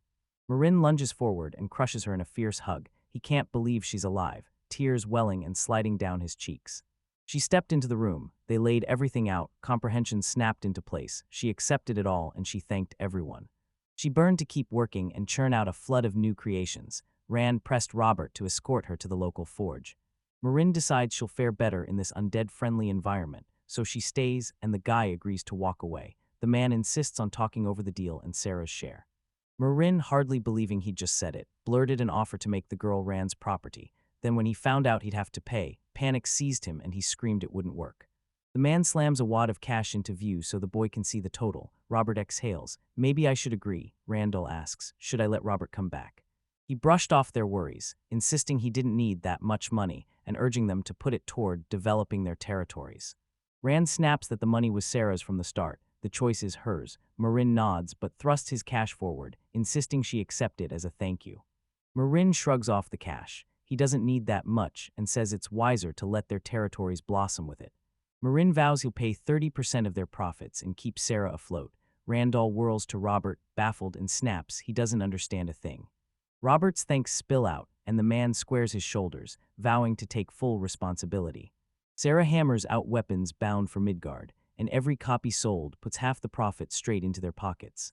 They burst into Danshan, hatched a daring plan of action, and agreed to split up to pull it off. The moment Randall and Illa step inside, horror slams into them. The room is nothing like what they expected to see. She scales the stairs as a titanic stone monster charges at Miriam. She obliterates it with casual ferocity. Randall snatched a glass vial from his cloak, beckoned 3 knights and taunted, "Want to know my secret?" Chaos erupts as a minotaur crashes into the battle, and Miriam snaps at Rand to stay sharp, insisting they can't lose. Randall throws Ayla, Ray, and Asu into the fray, summons Miriam to join them, and they charge straight at the towering monster. He orders them to catch their breath, burning with the thought that he should have crushed them and forged a far better order. Ella spots the chest, rips it open, and bellows for Randall and Miriam to come running to her side. They yank a cane out and everyone's curiosity spikes. He declares Sura gave him the power of Akanasser, and he's convinced the cane came from a Gallum. Randall vows that if he ever lands a reward, Ayla must have it. She fought by his side and pulled him through time and again. The place is crawling with ore. Rand presses the girl to round up the others, and Ayla agrees. The trio slam into the forge and shout for Sarah, jaws dropping at racks of killer weapons they admire as the girl Great Rand's voice slices through the air. They shove the cane into the girl's hands. She locks eyes with him, steps forward to take him on, and snaps, "I've got a proposition." Randall leans in and asks if she needs help, but she brushes him off, and with a sharp flick of her cane to show him his work, all the figures launch into the air. Word is they hauled ores with them, and the girl lights up, insisting those ores can be forged into countless things. Sarah's eyes flash as she declares they're priceless, vowing to forge them into countless dazzling creations. Randall stormed down the hallway when Robert's call sliced the silence. Moral has enemies in her inner circle. He bellows that crumbling morale will be their undoing. The man swears Sarah's weapon she's preparing will save them. Robert roars that they must ready themselves. The dungeon swarms with undead, and the other man insists they count the king's knights. The trio surged up Mount Sorrel. Miriam pinned the boy with a stare and demanded what he planned in the capital, and he shot back, "I'm going to meet Cecilia." Pride flared in Lord Cecilium as Ayla's power surged, and he cut to the chase. The Sorcerers' Association is filling up. The man roars that they've ripped into the nation's heart and points to its true muscle, the army, and Miriam admits she stepped back because Quella and Mayo could handle the job. The Lord thundered that the royal capital and the adventurers' guilds were in cahoots. He warned that Mael and Quella might be their enemies. Sisu's William roared that he had to prove to the capital's knights he'd rather stand with the boys than the association, and the Lord assured Rand they still had a chance to win. Laurel boomed that they're invaluable and slammed down a training battle, ordering them to prove their strength to the knights in combat. Ayla's breath stutters, stunned. Inside the chamber, Commander Baylace and Garm spearhead a tense briefing for the knights as the Lord rises, proclaiming meeting the Dragon Slayer hero an immense honor. The commander reaches to thank Randall, but Randall waves it off. It's not necessary, and the commander snaps that the man disappeared and they can't find him. They vow to move heaven and earth to find him. The Lord roars with confidence and steps forward to take the dangerous challenge. At last, the parties strike a tense agreement. Knights clash in a storm of steel as the Lord booms that the spectacle is powerful. He orders a summons for anyone of vice captain rank or above, then leads the boys to see the arena. Ella trembles, convinced she can't step into battle against the Royal Knights. She insists every one of them wears the highest ranks. Randall insists she's strong, but Illa fires back that they're matched with a team that hunts down runners. They charge out, and Illa knows she has to prove she's a real threat. 4 fighters squared off against the trio, as the captain bellowed that their opponent was Randall, a Necromancer and a Tamer. Every fighter seethed at them, but the guys shrugged it off. They knew these opponents were weak and treated the clash as a mere training battle. The commander steps forward and declares he'll be Ayla's partner. She nods, and they dive headfirst into brutal training.